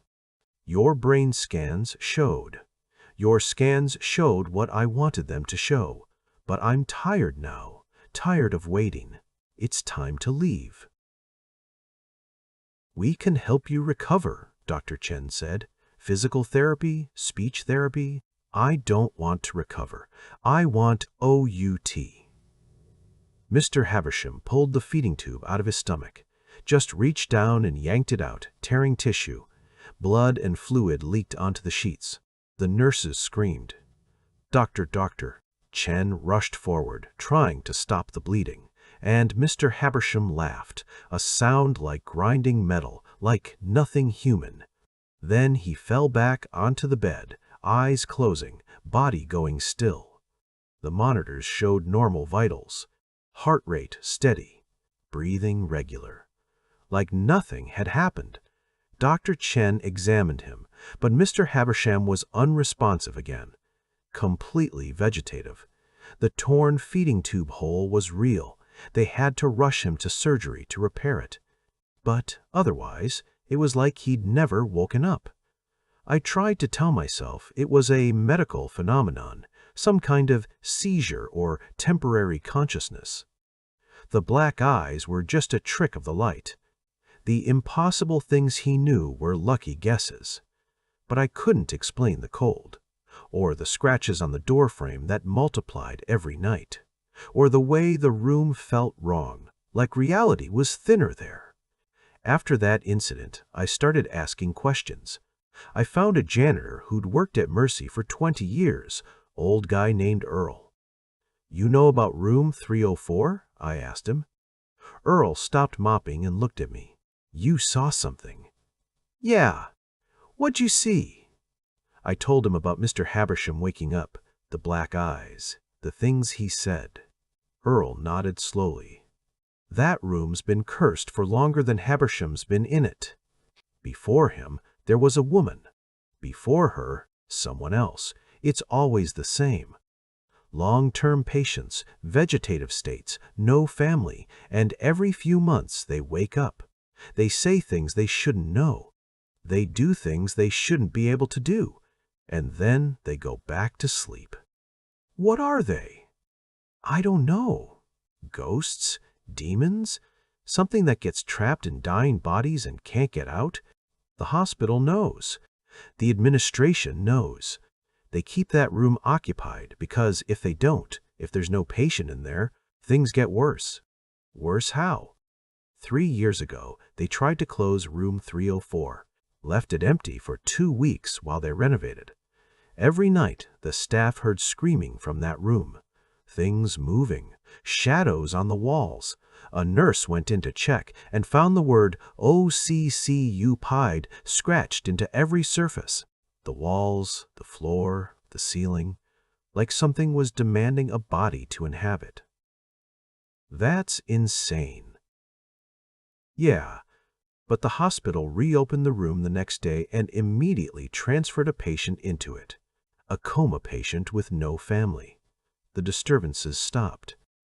"They're sacrificing people," I said, horrified. "They're putting patients in that room knowing something will possess them." "They're containing it," Earl corrected. "Whatever's in that room, it needs a host. As long as it has one, it stays mostly dormant. If it doesn't have one..." He shrugged. "We don't know what would happen. And the hospital doesn't want to find out." I should have quit right then, but they gave me a raise. Ron pulled me aside and offered me an extra $5 an hour if I agreed to be the primary responder for third-floor incidents. Specifically, room 304, he said. "You want me to babysit a possessed patient?" "I want you to monitor the situation, keep it contained. If he wakes up again, you call Dr. Chen immediately and we handle it, that's all. What if I say no? Then we find someone else. But Marcus, you've been in combat. You've seen bad things. You don't scare easy. We need someone like you for this." I thought about my rent, my car payment, my daughter's child support. I said yes. For the next 3 months, I monitored room 304 every night. Most nights were quiet. Mr. Haversham stayed vegetative, the monitors beeped steadily, and nothing happened. But some nights I'd walk past and hear him talking to himself. Conversations in languages I didn't recognize, arguments with people who weren't there. Some nights I'd hear crying. Not Mr. Habersham crying, children crying. Multiple children, sobbing and pleading in that freezing room. Some nights, the scratching on the door would get louder, frantic, like something trying to claw its way out. And twice I saw shadows moving in the gap under the door. Shadows that moved against the light, that writhed and twisted like living things. I documented everything, sent reports to Ron and Dr. Chen. They thanked me and did nothing. On June 15th, it escalated. I was doing my 4 a.m. patrol when I heard screaming from room 304, not Mr. Habersham, a woman's voice. High-pitched, terrified. I ran to the room and burst in. Mr. Habersham was awake, sitting up, but he wasn't alone. There was a woman standing next to the bed, transparent, flickering like a bad TV signal. She was wearing a hospital gown and screaming at him, "Get out! Get out of my body! Give it back!" Habersham, or the thing inside him, turned those black eyes to her. "You're dead, Catherine. Your body died 3 years ago. I'm just borrowing the space you left behind." "Lear! I'm not dead. I'm right." "Here, you're an echo. A ghost. Nothing more." I stood frozen, watching this impossible conversation. The woman, Catherine, turned to me. "Help me. Please, it won't let me go. I've been trying to leave, but it keeps pulling me back." "I don't know how to help you," I said. "Let me go," she screamed at the thing in Mr. Haversham's body. "I don't belong here anymore."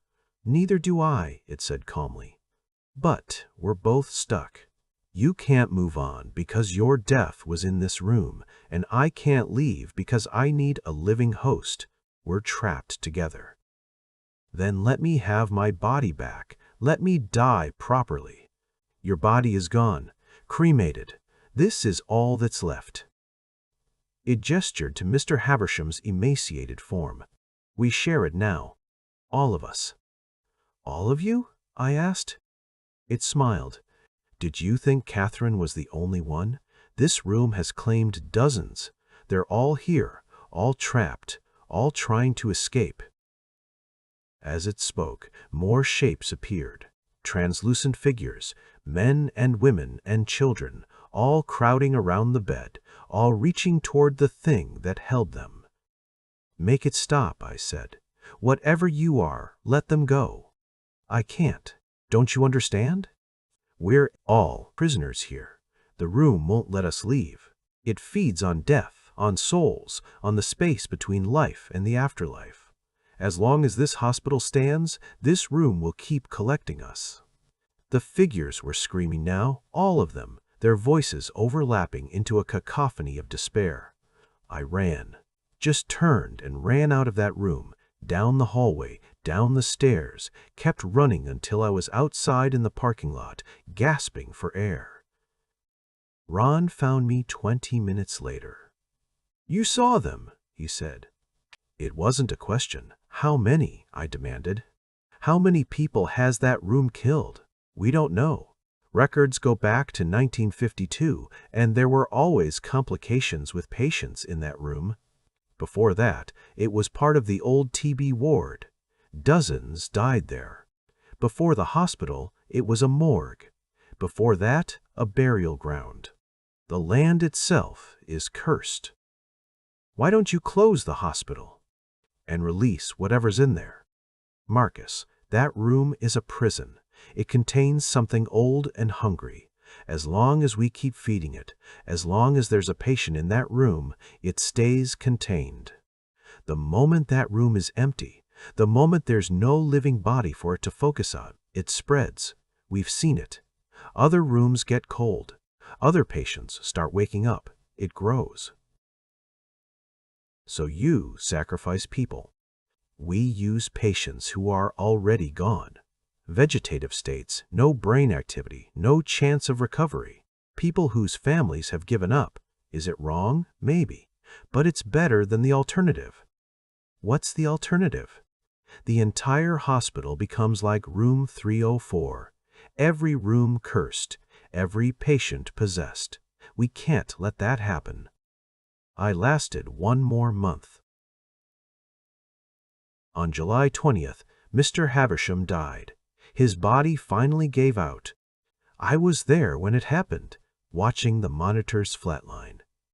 Dr. Chen and the staff rushed to prepare another patient for transfer to room 304. They had someone lined up, a coma patient from another hospital, no family, no hope of recovery. But there was a 6-hour gap between Mr. Haversham's death and the new patient's arrival. 6 hours when room 304 was empty. At hour 2, the temperature on the 3rd floor dropped to 50 degrees. Patients started complaining. Nurses brought blankets. At hour 3, the lights started flickering throughout the hospital. At hour 4, patients in other rooms started waking up. Coma patients. Vegetative patients. All of them opening their eyes at once, all of them speaking in voices that weren't their own. Where is our room? Give us back our room. We need to go home." At hour 5, I saw them, shadows moving through the hallways, dozens of them, the trapped souls from room 304 spreading through the hospital, searching for new bodies to inhabit. At hour 6, the new patient arrived. They rushed him into room 304, got him settled, hooked up to machines, and immediately everything stopped. The temperature normalized. The lights steadied. The possessed patients fell silent, returning to their comas. The shadows retreated back to room 304. Everything went back to normal. Except it wasn't normal. It would never be normal again. I quit the next day, told Ron I was done. He tried to talk me into staying, offered me more money, but I refused. 2 weeks later, I got a call from the hospital's legal team. They wanted to meet. They offered me $75,000 to sign an NDA, to never speak about what I'd seen at Mercy General, especially anything related to room 304. I signed it. I needed the money, and I wanted to forget. But I can't forget. I still have nightmares about that room, about the shadows, about the thing that wore Mr. Haversham's body like a suit. And I know it's still there. Right now, at this moment, there's a patient in room 304. Some poor soul in a vegetative state, their body being used as a prison for something that shouldn't exist. And when that patient dies, they'll find another, and another, forever, because the alternative is worse. I'm telling you this story because I can't carry it alone anymore.